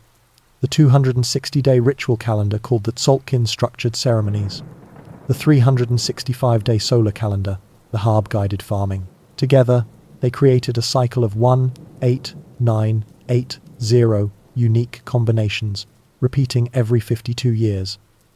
The long count reached further, projecting events thousands of years into past and future. Inscriptions describe cosmic cycles lasting billions of days, suggesting time without beginning or end. Rulers placed their reigns within this vast framework, claiming legitimacy not for decades but for eternity. Astronomy intertwined with this mathematics. Priests tracked Venus with astonishing accuracy. They predicted its 584-day cycle, using it to time wars and rituals. Lunar eclipses were anticipated centuries in advance. Murals discovered at Sultun show tables of calculations for planetary movements. These records rival medieval European astronomy and preceded Renaissance precision by nearly a millennium. Practical life depended on these systems. Farmers planted maize, beans, and squash according to sacred dates. Irrigation schedules followed predictions of rainy and dry seasons. Markets timed festivals to attract traders when harvests peaked. Even construction of temples followed calendar alignments, ensuring dedication occurred on auspicious days. Mathematics was not confined to scribes. It shaped the rhythm of daily existence. Political authority gained power from calculation. When a ruler dedicated a monument exactly on a predicted celestial event, it proved divine sanction. Victories timed to Venus rising became cosmic victories, not mere conquests. Failure to predict cycles or perform ceremonies correctly could undermine legitimacy. The stakes of astronomy were as high as those of war. The writing system preserved these calculations. Glyphs combined phonetic signs and logograms, enabling complex expression. Scribes recorded not only dates but narratives, genealogies, and rituals. Inscriptions on stelae read like cosmic contracts. This king was born on a prophesied day, crowned under a sacred alignment, and victorious with divine blessing. Memory became mathematics carved in stone for eternity. The interplay of science and religion reveals Maya brilliance. They understood cycles of planets with precision, yet framed them within mythology. Venus was not just a celestial body but a warrior deity. Eclipses were not merely shadows but battles between gods. Numbers were tools of prophecy. The Maya demonstrated that science and spirituality could coexist without contradiction. Examples abound. At Palenque, inscriptions describe Tikal the Great's birth as synchronized with cosmic cycles. His dynasty used this connection to claim inevitability. At Copan, the hieroglyphic stairway embedded historical events within astronomical patterns. Even Caracol used Venus cycles to justify campaigns. Everywhere mathematics was not background knowledge. It was front and center, legitimizing power and guiding society. This complexity challenges modern assumptions. The Maya had no metal tools or wheeled vehicles, yet they mastered calculations reaching millions and built calendars stretching across cosmic ages. They turned numbers into theology, architecture into astronomy, and time into politics. Their civilization showed that intellectual achievement does not depend on the same technologies that shaped Eurasia. Instead, it grew from maize fields, stelae, and night skies. By the 7th century, this system was fully entrenched. Farmers relied on it, priests proclaimed it, and kings performed it. The Maya had created one of the most precise calendrical systems in human history. It bound society together in cycles of days, seasons, lifetimes, and cosmic ages. Yet this brilliance also revealed fragility. When predictions failed, when drought came, despite auspicious dates, trust in rulers wavered. Mathematics gave power, but it also demanded perfection. Numbers were not only sacred, they were practical tools of governance. Maya rulers relied on quantitative records to manage tribute, construction, and war. Scribes tallied cacao beans, cotton bolts, and salt shipments arriving from vassal towns. These lists, now lost on bark paper but hinted at in inscriptions, show that tribute was measured, not symbolic. A ruler's prestige depended on precise deliveries: 10 baskets of cacao, 20 bundles of cotton, 50 jars of salt. Each figure reminded subjects that their obligations were watched and recorded. Construction required similar accounting. Building a pyramid like Tikal's Temple 4 meant moving more than 1,000,000 tons of stone. Archaeologists estimate that millions of man-hours were needed for such projects. Scribes calculated labor schedules, allocating workers by lineage groups or allied towns. Tribute labor might arrive seasonally, with thousands carrying limestone blocks in coordinated lines. Without quantitative planning, these monumental projects would have collapsed under their own weight. Agriculture, too, demanded records. Populations in great cities numbered in the tens of thousands. Feeding them required careful tracking of harvests, storage, and redistribution. Reservoirs could hold 9,000,000 gallons of water, but planners had to ensure supplies lasted through the dry season. Scribes noted rainfall patterns, calculating how many days remained before shortages. Data turned survival into administration. War was no different. Armies needed rations and schedules. Inscriptions describe campaigns timed to Venus cycles, but logistics mattered as much as prophecy. A force of several thousand required tons of maize and cacao to march. Tribute obligations often included military service, with smaller cities required to provide a quota of warriors. Numbers ensured armies could assemble on schedule and sustain campaigns far from home. Population growth placed new pressure on data. By the 8th century, centers like Tikal, Calakmul, and Copan supported tens of thousands within their urban cores, with hinterlands adding many more. Scholars estimate that the Maya lowlands housed millions at peak. Managing this density required systems of taxation, tribute, and redistribution. Inscriptions reveal hints of census-like records, with towns noted for their size, obligations, and roles. Kings presented themselves as providers, but behind divine ceremony lay bureaucratic calculation. Quantitative thinking extended into ritual. Ceremonies required precise numbers of offerings. A bloodletting might involve 5 drops, echoing cosmic numerology. A dedication might include 9 captives, aligning with the 9 levels of the underworld. These numbers were recorded, ensuring that rituals matched cosmic expectations. Failure could mean divine disfavor, so accuracy was essential. Archaeological evidence of standardized measures supports this picture. Cacao beans functioned as currency, but their value depended on consistency. Market exchanges likely involved standard baskets or counts. Salt cakes were shaped in uniform molds, ensuring predictable worth. Even cotton textiles used as tribute followed specific lengths and patterns. Standardization turned commerce into a system, not chaos. The precision of Maya numbers reveals a civilization where data was governance. Kings used figures to demonstrate their power. A monument might list 20 captured lords, whether true or exaggerated, to amplify prestige. Tribute records displayed on stelae reminded vassals of obligations. Mathematics, astronomy, and accounting combined into a single worldview, where numbers sustained both cosmos and court. Yet reliance on data created vulnerabilities. When deliveries failed, when drought reduced harvests below expectations, the entire system faltered.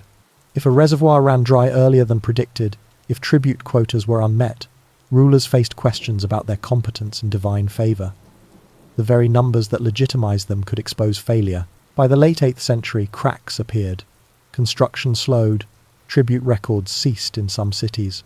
In Copan, the hieroglyphic stairway ended abruptly mid-sentence, suggesting resources had collapsed before completion. At Palenque, no new temples rose after Pakal's dynasty faded. Inscriptions grew fewer, their silence a measure of decline. Still, the logic of numbers persisted. Even in decline, rulers carved stelae with precise dates linking themselves to cosmic cycles. Farmers continued planting according to calendar counts. Merchants exchanged cacao beans with standardized value. Data remained the skeleton of Maya civilization, holding society together even as flesh weakened. The Maya showed that numbers can build empires. But they also showed that when expectations outpace reality, numbers reveal fragility. Precision became both strength and weakness. The classic Maya had mastered calculation, but no calculation could prevent drought, famine, or political betrayal.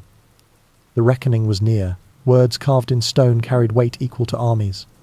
Across plazas, stelae rose as silent proclamations, each surface filled with dates, glyphs, and portraits.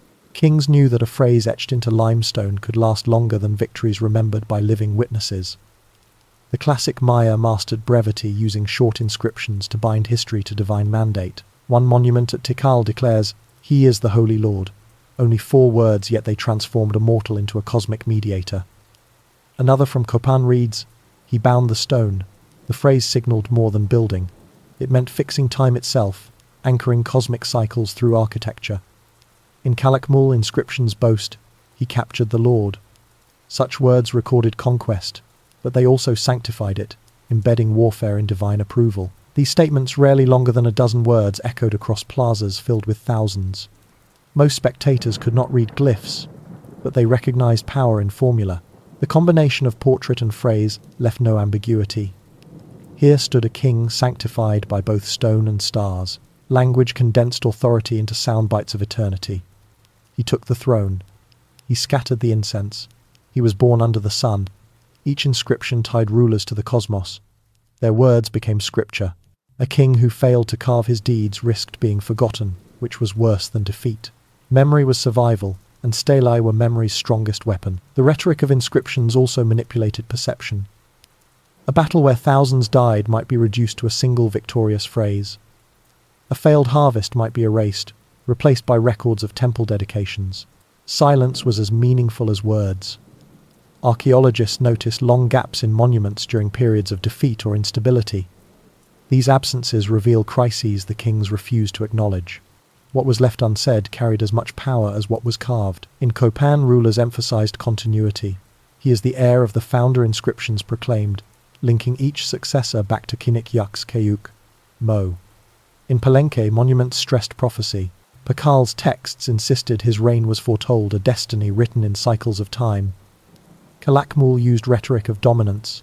He bound many vassals' glyphs, announced a phrase repeated across territories to remind allies of obligations. Each kingdom developed its own vocabulary of legitimacy, tailored to its ambitions. For ordinary people, stelae provided theatre. Processions carried rulers into plazas, where incense smoke rose and drums pounded. The unveiling of a monument was itself ceremony. Priests recited inscriptions aloud, turning carved glyphs into sound. The crowd heard short, powerful phrases. "He is holy. He conquers. He renews the world." These words entered collective memory, repeated in households and markets. In a largely oral culture, brevity was essential. The discipline of inscription reveals Maya mastery of communication. They balanced complexity with clarity. Calendrical data stretched across hundreds of glyphs, yet the central message could be distilled into a dozen words. Kings understood that authority depended on both precision and poetry. Their rhetoric combined numbers and myths, ensuring that even those who could not read understood the cosmic order being proclaimed. Yet inscriptions also reveal fragility. When monuments ceased, legitimacy faltered. Copa N's hieroglyphic stairway broke off mid-sentence, a silence that testified to crisis. Palenque's texts ended after Pakal's dynasty, leaving future generations without a script. Calakmul's boasts stopped after Tikal's decisive victory, its rhetoric silenced by conquest. Stone could preserve memory, but it could also preserve absence. The Maya left behind thousands of inscriptions. Each phrase is both history and propaganda, both fact and performance. They remind us that civilizations speak in words as well as deeds. For the Maya, the right phrase at the right moment was more than politics. It was survival sanctified in stone. Power in the Maya world was never carried by kings alone. Behind every stela and every temple dedication lay a web of special interests, nobles, merchants, and priests, whose ambitions shaped decisions as much as divine mandate. To govern was to negotiate. A ruler who ignored these factions risked rebellion, betrayal, or economic collapse. Merchants stood at the heart of this network. They controlled cacao groves, salt pans, and long-distance caravans. A single caravan of porters might carry thousands of cacao beans, jade ornaments, or bolts of cotton across hundreds of miles. These goods fueled tribute and diplomacy. When kings launched campaigns, merchants provided supplies. In return, rulers granted them privileges, access to protected markets, tax exemptions, or rights to accompany embassies. Politics was lubricated by trade. Nobles formed another crucial interest group. They commanded local lineages, controlled farmland, and supplied warriors. Their loyalty could tip the balance in war. Inscriptions show nobles participating in rituals beside kings, scattering incense, or witnessing bloodletting. Such visibility reinforced their prestige. Yet prestige came with demands. Nobles expected lands, marriage alliances, and seats in councils. A ruler who failed to satisfy them risked factional plots. Archaeological evidence of burned palaces sometimes reflects internal coups, not foreign conquest. Priests added yet another layer. They interpreted calendars, calculated celestial events, and declared which days were auspicious for war or dedication. Without their sanction, rulers could not claim divine favor. Priests therefore wielded soft power, shaping political decisions through cosmic authority. A king might wish to attack tomorrow, but if Venus was not in the right position, priests could delay him for months. Religion and strategy were inseparable. Backroom deals tied these groups together. Tribute negotiations often occurred not in open plazas, but in private councils. A vassal lord might promise additional cacao in exchange for reduced military obligations. A marriage alliance could secure access to salt mines or coastal trade. Some rulers even installed puppet dynasties in conquered cities, allowing local elites to keep status while pledging loyalty to a greater power. These arrangements reveal politics as a marketplace, where loyalty was traded like goods. Archaeologists find traces of these deals in inscriptions and artifacts. A monument might commemorate a royal marriage, its text emphasizing cosmic destiny, yet the dowry included salt rights or access to fertile fields. A temple dedication might be framed as divine will, yet the labor force came from vassal towns eager to secure favor. Behind the grandeur of ritual negotiation shaped outcomes, examples abound. Caracol's rise depended not only on military success, but on securing trade routes through Belizean valleys. Its rulers taxed caravans, rewarding merchants who complied, and punishing those who resisted. Copan's stability rested on noble cooperation. Genealogies carved on its stairways show how alliances with local lineages were essential for legitimacy. Palenque's theology flourished because priests framed Tikal's reign as prophesied convincing factions to accept his long rule. Everywhere deals underpinned divinity. These special interests also constrained kings. A ruler could not simply declare endless wars. Nobles demanded assurances that victories would yield land or captives. Merchants expected protection for trade routes. Priests required that battles align with cosmic calendars. Failure to balance these demands weakened authority. Some dynasties collapsed not because of foreign conquest, but because internal networks fractured. The Maya world then was less a monarchy than a negotiated order. Kings stood at the center, but their power radiated through webs of obligation. Each alliance was temporary, each tribute agreement fragile, each priestly sanction conditional. The resilience of the system came from its flexibility. The fragility came from the same source. By the 8th century, these competing interests intensified. As droughts strained, harvests and wars grew costlier. Merchants pressed for secure trade, nobles sought greater autonomy, and priests demanded more sacrifices to restore balance. Rulers caught between factions increasingly turned to propaganda, erecting monuments that proclaimed unity, even as councils seethed with dispute. The grandeur of temples concealed the politics of backrooms. Dawn broke over the plazas of Tikal, and the city stirred as if the jungle itself breathed in unison.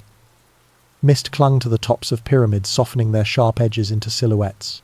The air smelled of copal resin, thick smoke rising from censers carried by priests. Drums thundered from the temple steps, each beat rolling across the stone like distant thunder. Conch shells blared their echoes, answering the cries of birds still waking in the canopy. Crowds filled the plaza, farmers and nobles alike, pressing toward the base of the pyramid. Their sandals scuffed against limestone, mingling the dust of daily life with sacred ground. Children perched on shoulders, women carried baskets of offerings, and warriors stood in polished helmets reflecting the first rays of light. every eye turned upward as the king emerged. He wore a headdress of jade and quetzal feathers, green plumes trailing down his back like streams of living emerald. Gold bells jingled softly at his wrists. His body glistened with paint blue and red pigments, marking him as both man and deity. In his hands he carried stingray, spines sharp and ready. The priests surrounded him, chanting in cadence with the drums. Glyphs painted on their robes shimmered in the dawn. They raised their arms to the horizon, and the crowd followed, watching the sun climb between the aligned temples. The moment had been calculated centuries earlier, predicted with astronomical tables inscribed on bark paper codices. To the people below, it was proof that their king commanded not just armies but the cosmos itself. The king knelt, drew the stingray spine across his tongue, and blood welled bright in the new light. He let it fall onto strips of bark paper, which priests placed into a brazier. Flames consumed the offerings, and smoke rose skyward, believed to carry his life force to the gods. The crowd gasped, not with horror, but reverence. Sacrifice was proof of devotion, the cost of maintaining balance between heaven and earth. Incense thickened, filling lungs and eyes, blurring the line between material and spiritual. Drums quickened, shells wailed louder, and dancers in jaguar skins leapt into motion. Their movements mimicked the cosmos day, chasing night, Venus rising and falling, maize sprouting and withering. Every gesture held meaning. Every sound affirmed order. At the climax, the king stood tall, arms lifted, as sunlight crowned him in gold. Priests proclaimed his titles carved into stone for eternity. He is the Holy Lord. He renews the world. The crowd roared approval, 1,000 voices merging into one. Farmers believed this act secured rainfall for their crops. Warriors believed it promised victory in battle. Nobles believed it reaffirmed their privileges. All saw in the king a bridge to the gods. The ceremony ended with feasting. Maize tamales, cacao drinks, and roasted venison were shared. Music lingered in the plazas as markets opened, merchants trading jade beads for salt cakes, cotton cloth for obsidian blades. Life resumed, yet everyone carried memory of the ritual. For weeks, farmers would tell the story. Merchants would repeat the chants, and children would mimic the dance steps. The event bound them together, renewing faith in their city and ruler. Such ceremonies were not rare spectacles. They were essential to maintaining order. Every sacrifice, every drumbeat, every plume of incense reminded people that their world was stable, their rulers sanctioned, and their gods attentive. Rituals transformed abstract power into tangible experience, something the people could see, hear, and smell. Without them, numbers and inscriptions would have meant little. With them, divine kingship became reality. Archaeologists uncover these moments in fragments, burned incense bowls, blood-stained spines, murals of dancers and glyphs, recording dates of dedication. But when combined, they recreate scenes of overwhelming sensory power. To stand in such a plaza was to be consumed by faith, spectacle, and unity. For a brief moment, the people of Tikal believed that their king held the universe in his hands. History often remembers kings, yet millions of lives sustained the civilization. Farmers, artisans, and warriors formed the foundation on which temples rose. Their voices rarely reach stone inscriptions, but archaeology and oral traditions whisper their stories. A farmer's day began before dawn. He walked narrow paths into fields cleared from jungle, carrying stone tools and maize seed in woven bags. The soil was fragile, requiring constant attention. Slash-and-burn methods provided fertility, but after a few years the ground tired. Farmers rotated plots, balancing survival with ecological strain. Rain determined everything. A dry season meant hunger. A storm at the wrong time flattened crops. To secure abundance, farmers trusted rituals as much as labor. Watching their king bleed for the gods reassured them that someone above shared responsibility. Women sustained households and markets. They ground maize on stone metates, preparing tortillas that fed laborers and warriors alike. They wove cotton cloth dyed with indigo and cochineal red, creating textiles traded across regions. A single bolt of cloth could serve as tribute or currency. Women carried goods to market plazas, where bargaining filled the air with noise. Inscriptions rarely named them, yet their labor sustained the very system rulers celebrated. Artisans lived in clustered workshops, their homes filled with chips of jade, fragments of pottery, and streaks of pigment. A potter's hands shaped clay into vessels painted with mythic scenes. A carver chipped obsidian blades sharp enough to cut flesh with ease. A weaver tied threads into patterns, symbolizing lineage or cosmic order. Their products filled elite tombs and royal courts, but the artisans themselves often lived modestly. Prestige was tied not to wealth, but to skill. Some signed their work in glyphs, claiming recognition in a world that otherwise left them invisible. Warriors came from noble houses and common families alike. Young men trained with spears tipped in obsidian shields of wood and hide and padded cotton armor. Campaigns meant weeks away from home, marching through forests with burdens of maize and water. Victories brought captives displayed in royal plazas, sacrifices offered to gods. For common soldiers, survival often meant returning with nothing more than honor. Yet their presence in armies allowed kings to inscribe victories on monuments. Children absorbed the rhythms of this society. They learned to shape clay, weave cloth, or plant maize according to family tradition. Some were chosen for scribal schools where they memorized glyphs and practiced calculations. A few, especially sons of nobles, advanced to priesthood or administration. For most, life was bound to soil workshop or military service. The contrast between royal grandeur and common struggle was stark. Farmers might see their ruler in feathered headdress, but in daily life they faced backbreaking labor and uncertainty. Archaeological remains show malnutrition in some rural populations, even as elites buried themselves with jade masks. Inequality was not hidden, it was structural, yet ritual bound the society together. Farmers believed their toil contributed to cosmic order, just as kings believed their blood sustained the gods. Even in hardship, common people created culture. Songs accompanied grinding maize, weaving looms, and planting cycles. Festivals turned markets into celebrations where dances imitated gods and myths. Oral traditions preserved stories outside of stone inscriptions. These voices remind us that civilization was not only pyramids and dynasties, but also laughter songs and resilience. Archaeologists uncover glimpses of this world. Humble homes built of wattle and daub hearths, still blackened from centuries-old fires, broken grinding stones worn by generations of hands. Each fragment testifies to lives lived in parallel with monumental history. Without them, no king could have ruled, no pyramid could have risen, no stela could have been carved. The margins of Maya society were not silent. They were simply less visible. Farmers, artisans, and warriors sustained the grandeur remembered in stone. Their struggles and resilience gave depth to the story. To understand the Maya fully, we must hear these voices, faint but persistent beneath the roar of kings and gods. The first great turning point of the classic era came in the late 7th century. For nearly 100 years, Calakmul had dominated, weaving alliances that left Tikal isolated. Monuments in rival cities proclaimed Calakmul's serpent emblem, a reminder that loyalty flowed north. Tikal, once a giant, stood silent, its stelae abandoned, its temples unfinished.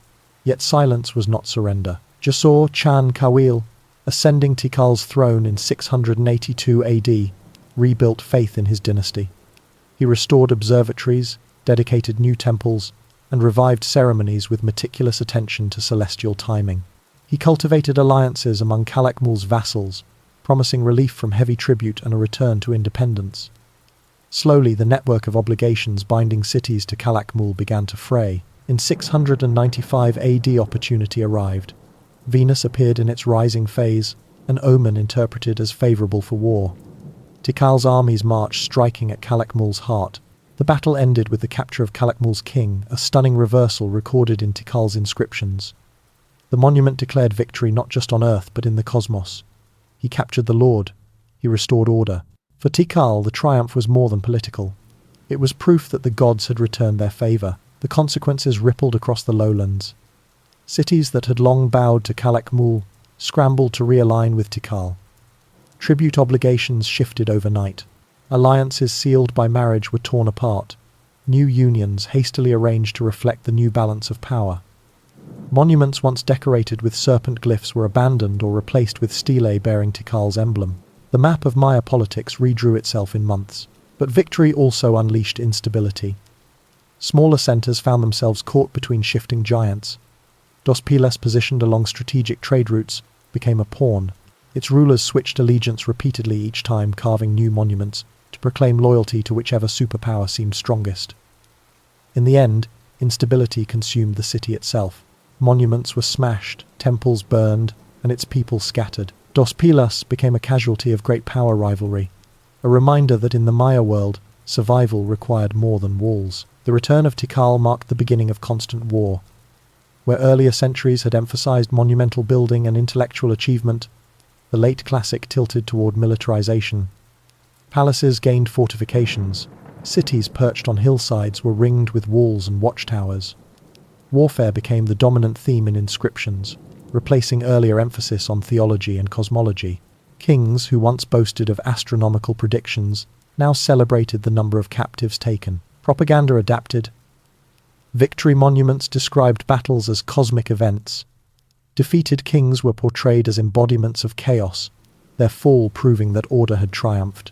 Even dates of conquest were framed in celestial terms, timed to Venus or eclipses. Warfare, once ritualized, grew relentless.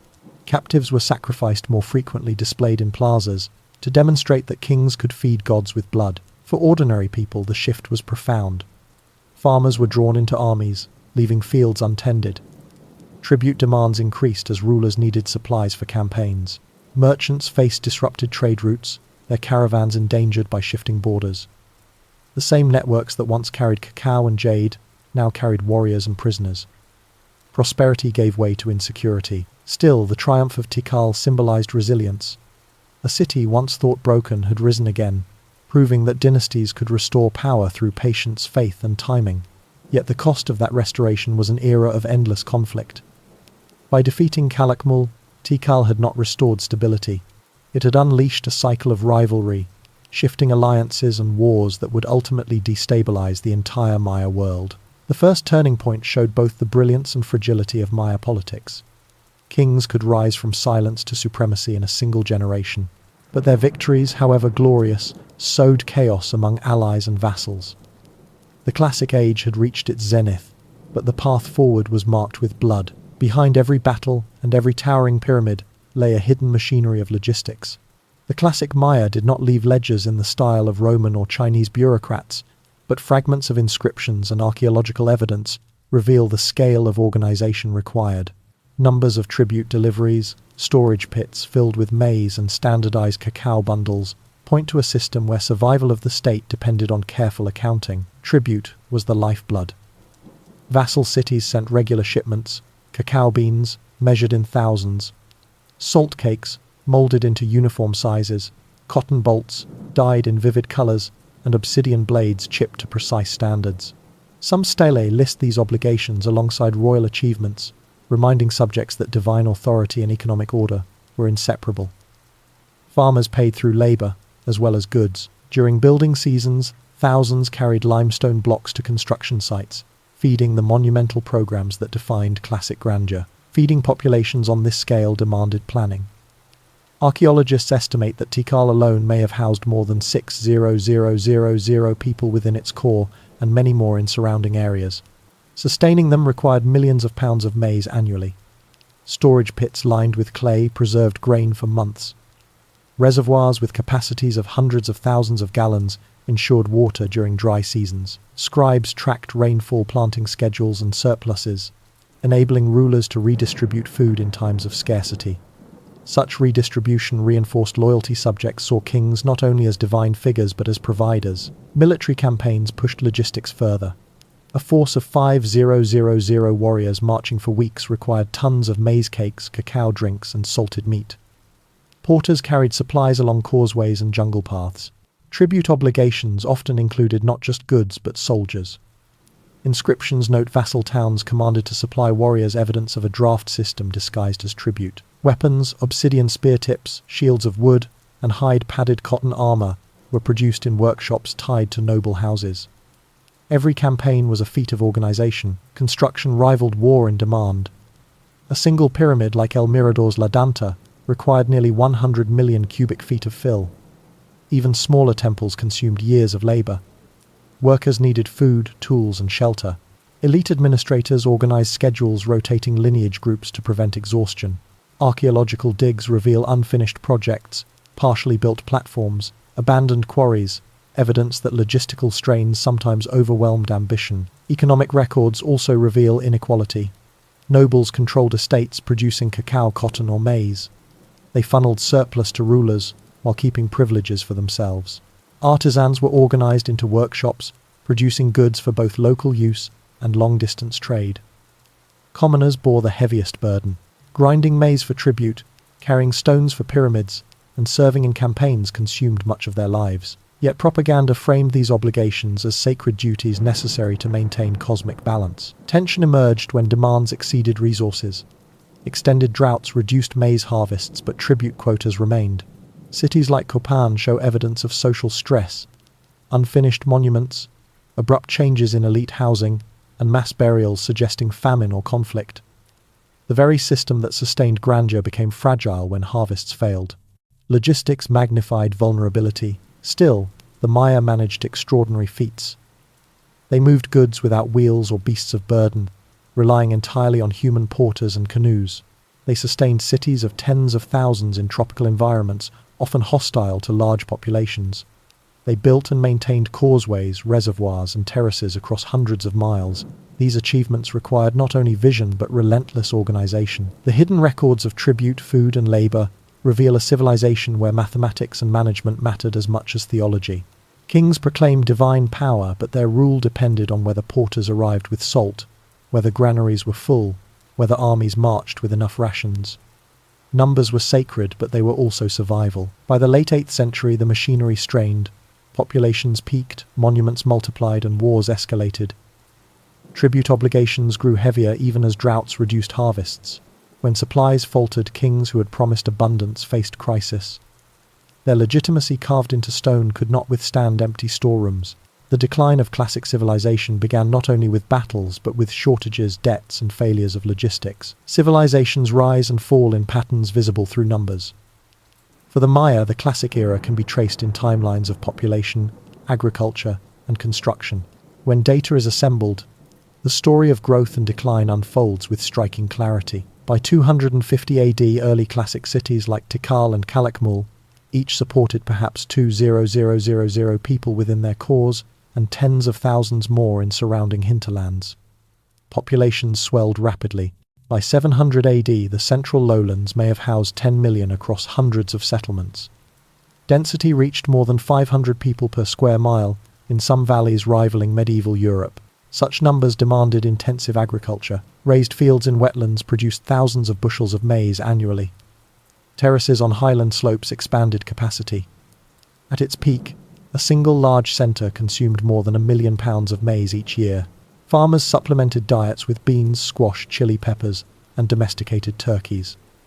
Yet maize remained the staple, a single crop sustaining millions. Dependence created vulnerability. A shortfall of even 10% could mean famine. Construction mirrored population growth. In the 5th century, temples rarely exceeded 60 feet.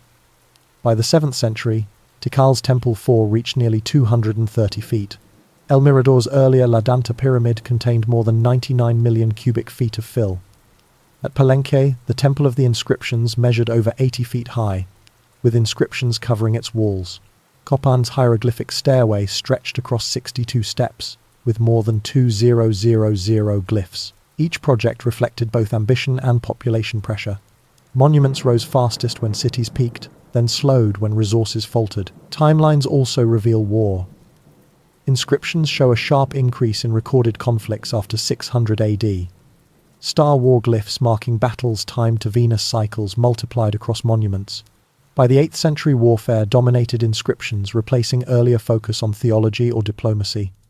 The shift coincided with rapid construction of fortifications, walls, ditches, and hilltop defences.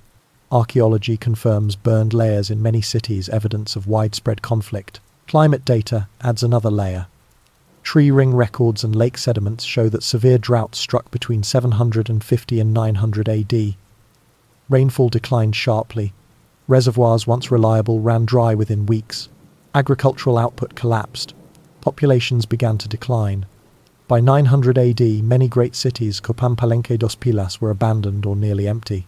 Population fell by as much as 80% in some regions within 2 generations. The timeline is stark. 250 AD populations around 20 zero-inch major centres. 600 AD growth accelerates, total lowland population reaches millions.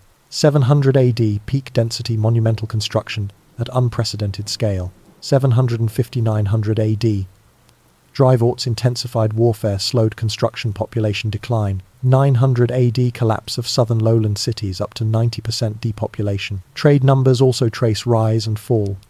At peak, cacao beans circulated by the millions functioning as currency. Salt shipments traveled hundreds of miles. Obsidian blades appear in archaeological layers in vast quantities during the 7th century. By the 9th century, quantities diminished dramatically. Markets shrank, caravans stopped, and exchange systems broke apart. The rhythm of numbers tells a familiar story: rapid expansion, climax, then contraction. What makes the Maya unique is scale. They achieved urban populations rivaling old-world empires without beasts of burden, without wheels, and without iron tools. Their reliance on human labor magnified strain. When drought reduced harvests, tribute obligations could not be met. When wars disrupted, trade construction halted. Each shortage compounded, creating cascading failures. By 950 AD, northern centers like Chichen Itza expanded even as southern cities collapsed, absorbing refugees and redirecting trade. The timeline thus reveals not extinction but transformation. The classic world ended, but Maya culture adapted, shifting northward with new political forms. Numbers etched into stone reconstructed by archaeologists tell the story plainly. The Maya rose through maize, water, and calculation. They fell when climate war and overpopulation overwhelmed even their brilliance. In their triumph and decline, the timeline is both a lesson and a warning. Civilizations are fragile when growth outpaces resilience. Truth, in the Maya world, was never absolute. It was sculpted, painted, and recited until memory aligned with power. Kings and scribes mastered rhetorical manipulation, turning stone into propaganda and ritual into persuasion. To read their monuments today is to enter a hall of mirrors, where victory and defeat trade places depending on who tells the story. One stela in Tikal boasts of triumph. He captured the Lord. Another inscription, carved hundreds of miles away in Calakmul, insists the same event was nothing more than temporary resistance. Both statements cannot be true, yet both served their purpose. For loyal subjects in Tikal, the phrase confirmed divine favor. For allies of Calakmul, it reminded them that destiny remained on their side. The manipulation lay not in facts, but in framing. Temples themselves functioned as rhetoric. A pyramid dedicated on an auspicious date became a visual argument that gods supported the dynasty. The act of aligning architecture with celestial cycles convinced citizens that kings controlled the heavens. Even if harvests failed or wars dragged on, the memory of ceremonies reassured the people that order endured. The building was not just stone. It was a speech carved into the landscape. Ritual language intensified persuasion. Priests repeated short formulas. He renews the world. He scatters the incense. He is Holy Lord in front of crowds numbering thousands. These phrases condensed theology into sound bites. Farmers and merchants, unable to decipher glyphs, still understood meaning through rhythm and repetition. Ritual created consensus, whether or not reality matched the promise. Imagery amplified rhetoric. Captives were paraded through plazas, stripped and humiliated before sacrifice.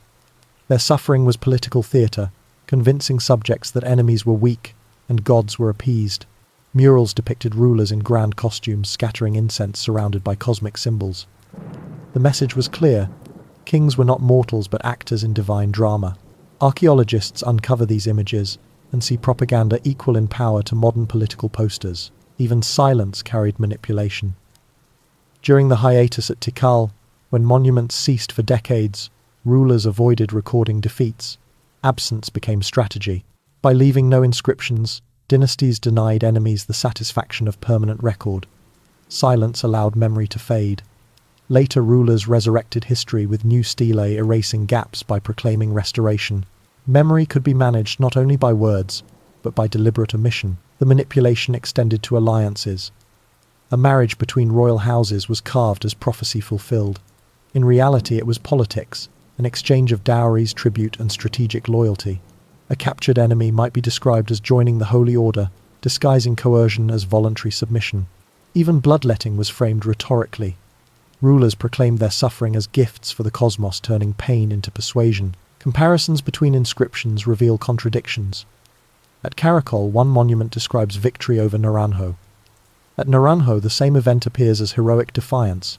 Archaeologists see this as a battle over memory, where each dynasty rewrote events for its own survival. The result was not history, as modern scholars understand it, but competing stories woven into the fabric of belief. For common people, persuasion was unavoidable. They saw rulers bleed for gods, heard priests proclaim cosmic cycles and witnessed captives sacrificed. In such spectacles, truth was less important than conviction. The message was simple: order prevails because the king commands it. Whether that order reflected reality mattered little. What mattered was that people believed. Rhetorical manipulation sustained Maya civilization for centuries. It allowed kings to mask shortages, justify wars, and claim divine mandate. Yet when droughts grew longer and defeats multiplied, rhetoric lost its power. When empty reservoirs contradicted sacred promises, faith in words eroded.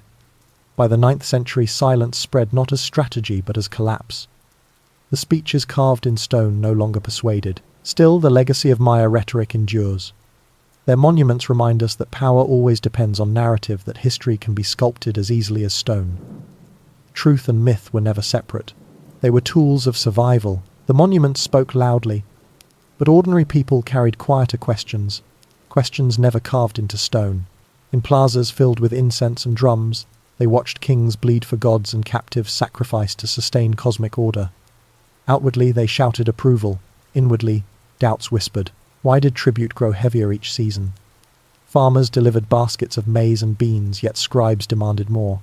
Women wove cotton until fingers blistered, but quotas increased.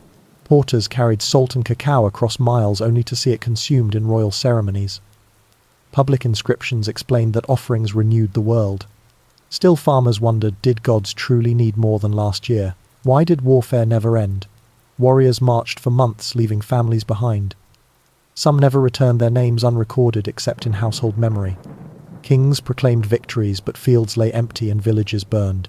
Parents asked each other in hushed voices if the gods demanded so much blood. If the kings were truly divine, why did enemies still rise? Why did sacrifices multiply? Captives lined plazas, bound and painted for ritual. Priests declared their deaths necessary for rain, fertility, and order. Yet when droughts persisted, some whispered doubts. Was it not enough? Did gods turn away despite rivers of blood? In private, families asked if ceremonies fed deities or only the ambitions of rulers. Markets echoed with gossip. Merchants noticed caravans disrupted by wars. Salt grew scarce. Cacao prices shifted. Obsidian blades cost more each season. Traders asked why kings chose battles instead of protection. Nobles argued in councils, their disputes hidden from common ears, but rumors spread.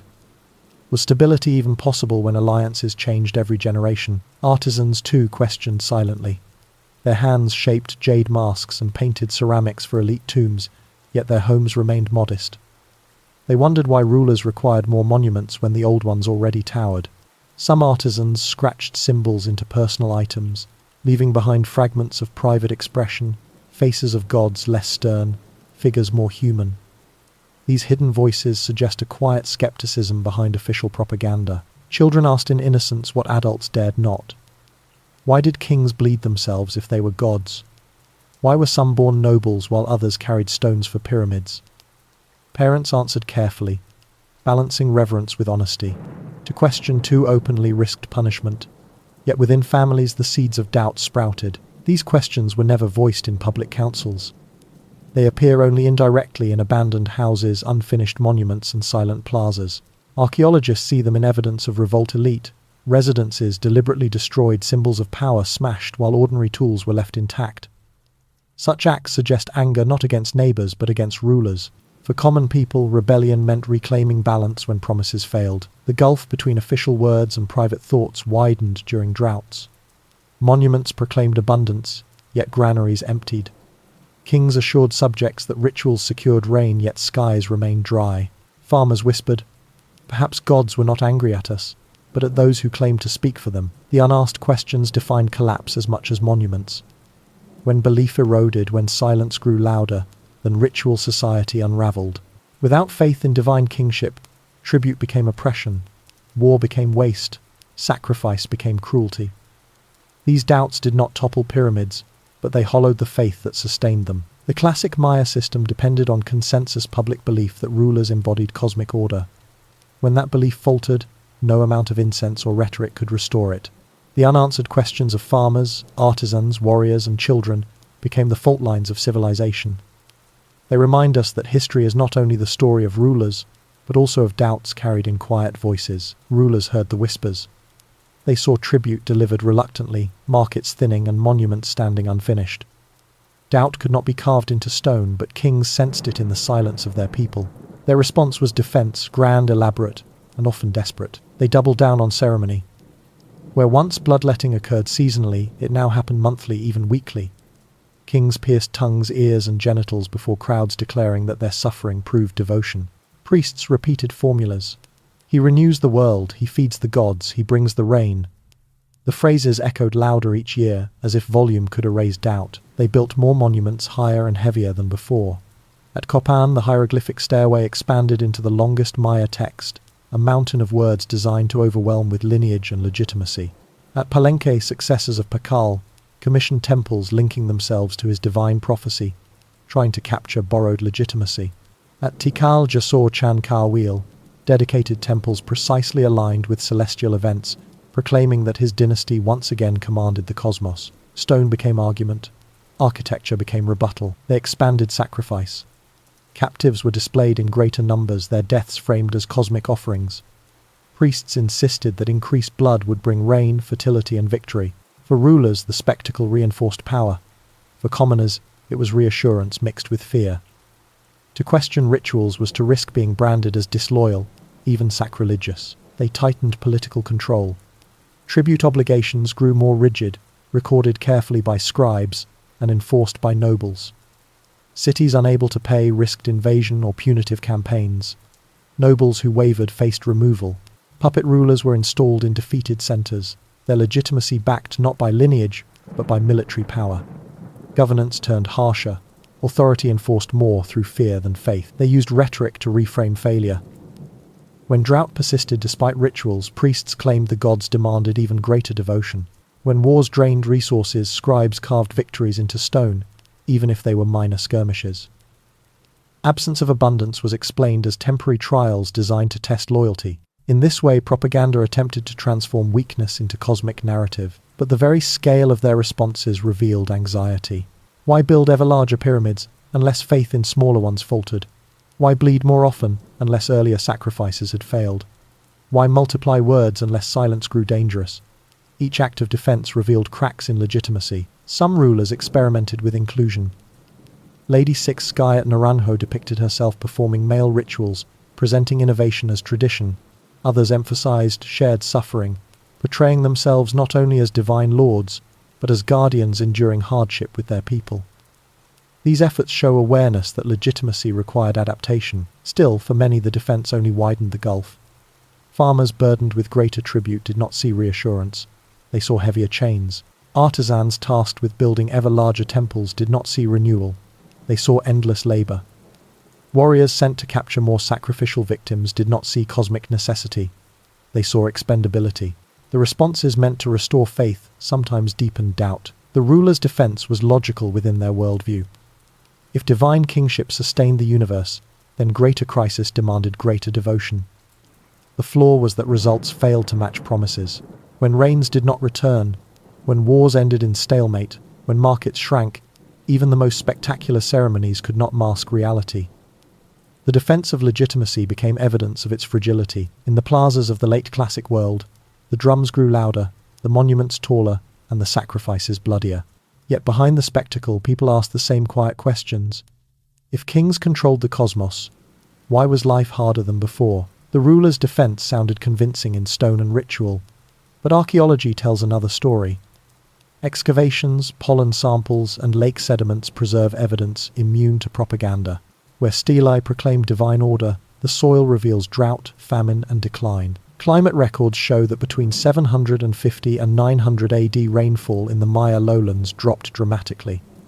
Lake cores from Chichen Canab in the Yucatan reveal periods when precipitation fell by as much as 40%. Droughts lasted decades, not years. Crops failed repeatedly. Reservoirs that once sustained tens of thousands shrank to mud. Yet monuments from this same period insist the gods had been fed with blood, and kings proclaimed their rituals renewed the world. Archaeological digs at Copan uncover evidence of malnutrition during these centuries. Human remains show enamel hyperplasia lines on teeth left by childhood hunger. At the same time, elite tombs overflow with jade, elaborate ceramics, and ornate headdresses. The gap between rhetoric and reality was carved into bone itself, grandeur for rulers, starvation for many. Trade data reveals collapse beneath triumphant inscriptions. At Tikal and Calakmul, obsidian blades once found in vast numbers decline sharply after 800 AD. Cacao residues in pottery diminish, shells from coastal trade routes vanish. Caravans no longer reached markets with the same frequency. Yet monuments still boasted of tribute and abundance, insisting that alliances held firm. The ground contradicts the stone. Urban centers shrank. Excavations at Palenque show that many residential areas were abandoned by the late 8th century. Dos Pilas, once a pawn in superpower, rivalry lay in ruins, its monuments smashed. At Copan, construction on the hieroglyphic stairway halted mid-sentence, never finished. Silence spread, not as deliberate omission but as failure. Still kings ordered rituals, hoping louder drums would drown emptier storerooms. Even water systems faltered. Tikal's sophisticated reservoirs once filtered water through volcanic zeolite, but sediment layers show contamination from algae blooms when drought reduced volume. The very systems that once represented brilliance became poisonous. People drinking from stagnant pools grew sick. Monuments made no mention of this. Instead, they proclaimed victories and ceremonies as if words could purify water. The mismatch between propaganda and reality became fatal. Farmers knew their fields lay dry. Merchants saw caravans disappear. Warriors knew victories brought little gain. Families counted children lost to hunger. No monument could erase such knowledge. The louder rulers proclaimed abundance, the more obvious the contradiction became. Archaeology records this disillusionment in acts of destruction. At some sites, stelae were deliberately defaced, glyphs chipped away as if to erase royal claims.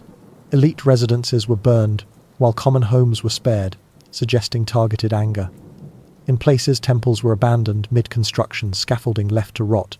These are not signs of orderly decline, but of revolt and rejection. People no longer believed, and so they withdrew their labor, their tribute, and eventually, their allegiance. The data is merciless. Rainfall declined by up to 40%. Population dropped by as much as 80% in some regions between 800 and 950 AD. Trade obsidian and cacao circulation collapsed after 800 AD. Monuments, many unfinished, others destroyed. Numbers contradict rhetoric. While kings claimed renewal, society fractured. Their words remain in stone, but the land itself testifies otherwise. The Maya collapse was not sudden extinction, but the unraveling of a system unable to match its promises. This dissonance between ideal and reality is timeless. Propaganda can silence doubts for a season, but material truth eventually demands recognition. For the Maya, the reckoning arrived in parched fields, empty markets, and silent plazas. Collapse in the Maya world did not remain contained within great capitals. When Tikal faltered, when Calakmul weakened, when Copan and Palenque stopped building, shockwaves spread outward to smaller centers. The ripple effect reached villages, border towns, and trade outposts, each connected to the core by fragile threads of tribute and commerce. Consider a mid-sized town along a trade route. For centuries it supplied cacao beans to larger capitals, receiving obsidian blades and salt in return. When caravans from Tikal ceased, the flow of goods stopped. Local elites lost prestige, unable to provide imported luxuries. Farmers, once proud to see their harvest carried into royal storehouses, now watched beans rot or lose value. The disruption fractured trust, some abandoned fields migrating toward surviving centers like Chichen Itza in the north. Others clung to old systems only to see them crumble. Border regions suffered most. Dos Pilas, positioned between giants, became a battlefield. Its monuments record alliances switched repeatedly, each time presenting loyalty as eternal, each time undone within years. Eventually the city burned, its rulers slain or dispersed. Nearby towns, once tied to Dos Pilas by obligation, also collapsed. The fall of one node pulled down the web around it. Smaller centers often relied on protection from larger ones.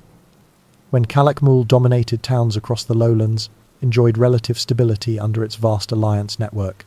When Tikal shattered, that network protection disappeared.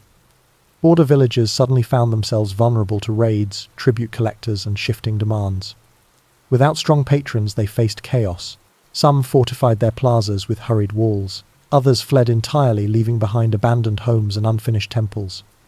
Archaeologists uncover these sites today, frozen in half-completed projects. Trade hubs declined in tandem. Obsidian from highlands once reached deep into forests, its sharp blades essential for tools and weapons. When roots broke, obsidian grew scarce. Salt production on coasts continued, but distribution faltered. Shells and cotton textiles appear less frequently in archaeological layers after 800 AD. Markets that once bustled with exchange became sparse. Without goods to attract merchants, plazas emptied. Without plazas filled with merchants, political legitimacy weakened further. Migration followed. Populations moved north toward Yucatan, where rainfall patterns were less harsh and new centers like Chichen Itza rose. Evidence shows sudden growth there in the 9th century, fueled by refugees fleeing collapsing southern cities. This demographic shift transformed the cultural landscape, concentrating power in new regions, while leaving old capitals abandoned. Political structures fractured. Councils of nobles replaced divine kings in some areas. Instead of centralized rule, smaller communities governed themselves collectively. In others, military chiefs rose authority, built on force rather than cosmic mandate. Diversity replaced uniformity. The Maya world did not end. It fragmented into experiments, each responding differently to crisis. For common people, the ripple effects were immediate. Farmers lost markets for their crops. Artisans lost patrons to buy their pottery or jade carvings. Warriors lost purpose when kings no longer commanded large armies. Some adapted by forming alliances at local levels, relying on kinship rather than distant capitals. Others abandoned cities, seeking survival in isolated villages. The collapse of great centers is dramatic, but the quieter unraveling of smaller towns may be more telling. Civilization is not only measured by pyramids, but by networks of interdependence. When the nodes of trade and tribute failed, the entire web disintegrated. Archaeologists describe this as a patchwork collapse. Some regions fell into silence while others adapted or thrived. Chichen Itza, Uxmal and Mayapan rose during this time, absorbing migrants and innovation. Yet the southern lowlands, once the heart of Maya power, became ghostly. The plazas of Tikal and Palenque stood empty, while smaller neighbors vanished entirely. The ripple effects remind us that collapse is rarely sudden. It spreads like cracks in plaster, beginning at points of weakness and radiating outward. For the Maya, the fall of great capitals ensured the fall of villages tied to them. The system was too interconnected to fail quietly. Collapse rarely arrives exactly as rulers expect. The Maya anticipated war tribute disputes and rebellious vassals. What they did not anticipate were the unintended consequences of their own brilliance.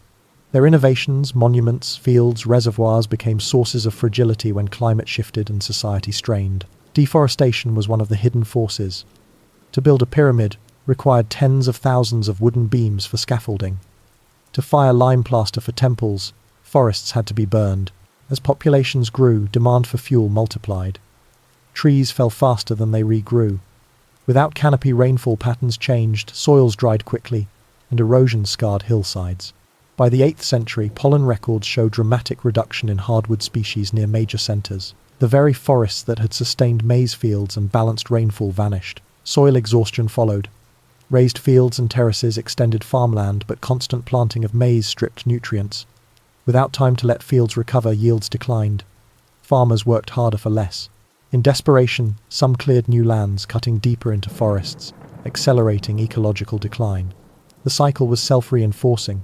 More mouths to feed required more land, which produced less food. Water systems also betrayed expectations. Reservoirs designed to provide security became traps. Drought reduced inflow, and algae bloomed in stagnant pools. Excavations at Tikal reveal layers of toxic cyanobacteria in sediments, making water unsafe. Families who once trusted royal reservoirs for survival now faced illness from drinking what kings had promised was sacred. The irony was devastating. The very symbol of divine power became proof of failure. Social effects rippled outward. As elites demanded more tribute to offset shortages, commoners fled. Archaeologists uncover abandoned houses around major centers, their hearths left intact, as if families walked away with only essentials. Migrants swelled northern centers like Chichen Itza, where rainfall was more reliable. The influx reshaped politics, creating new hierarchies and tensions. Power structures adapted unevenly. Some cities abandoned divine kingship, altogether shifting to councils of nobles.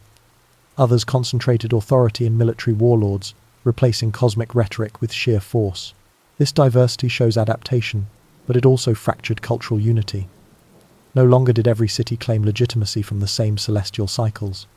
Pluralism replaced uniformity, a sign of resilience but also fragmentation. Unintended consequences appeared in warfare as well.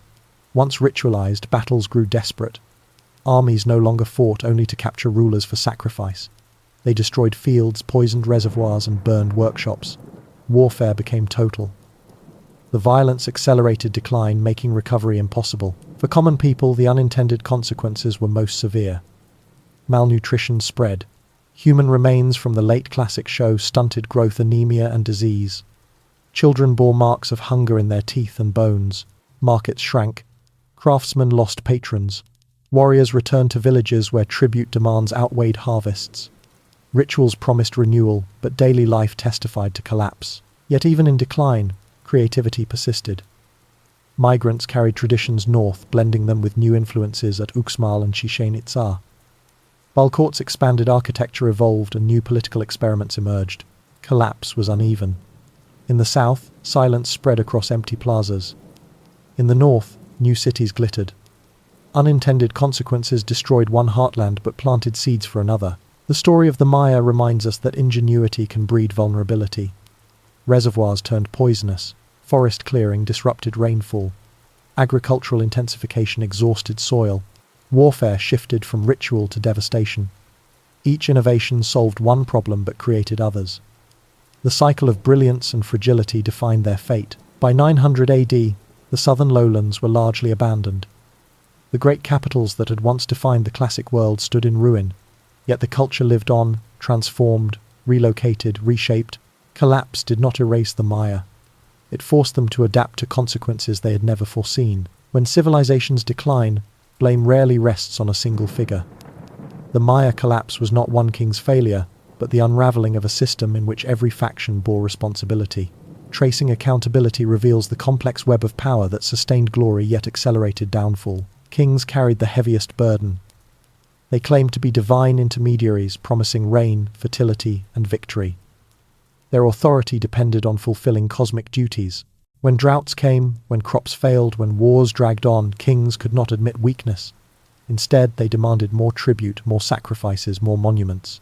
Each failure deepened reliance on spectacle, creating a cycle of promises that reality could not match. Their intentions may have been sincere. They believed in the gods they served, but sincerity did not shield them from consequence. Nobles shared the blame. They controlled local lineages, fields, and workshops. Their loyalty kept armies supplied and temples built. Yet nobles often placed their own interests first. They demanded privileges in exchange for support, creating factions that fractured unity.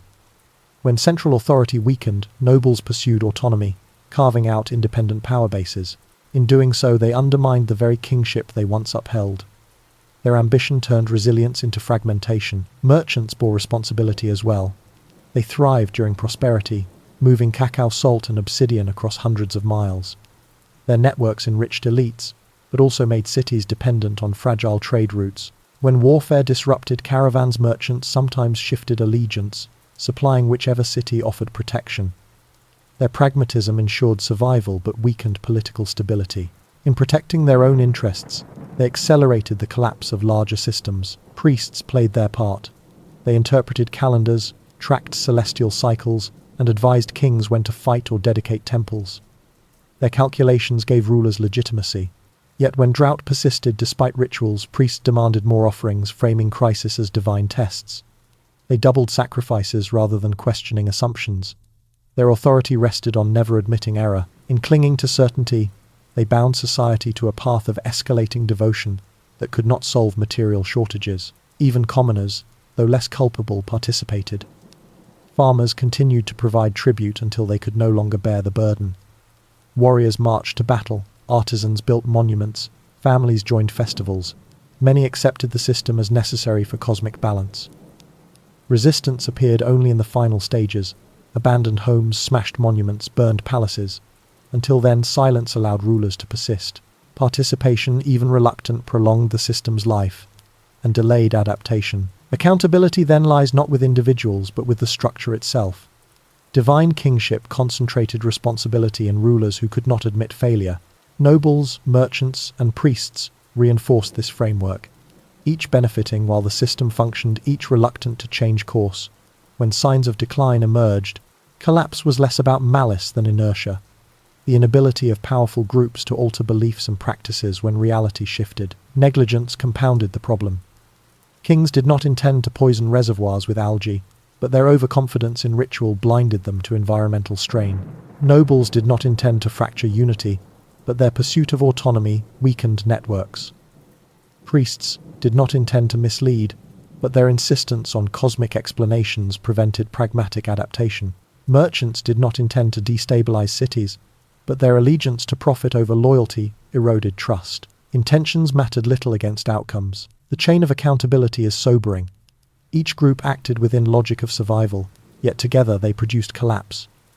The Maya system was brilliant, but it depended on harmony between environment, belief, and power. When climate shifted, when population peaked, when trade faltered, harmony broke.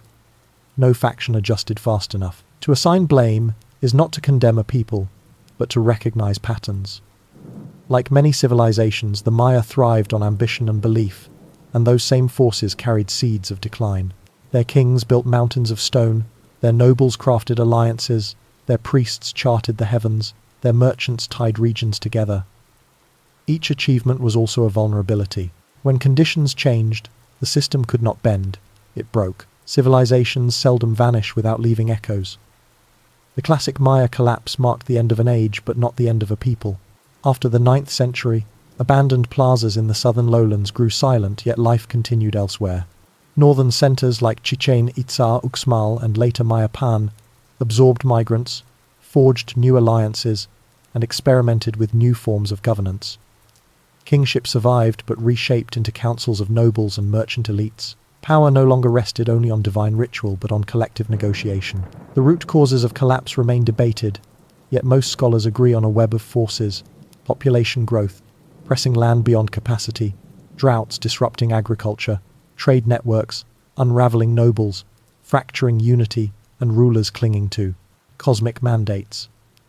None alone doomed the Maya. Together they created cascading failure.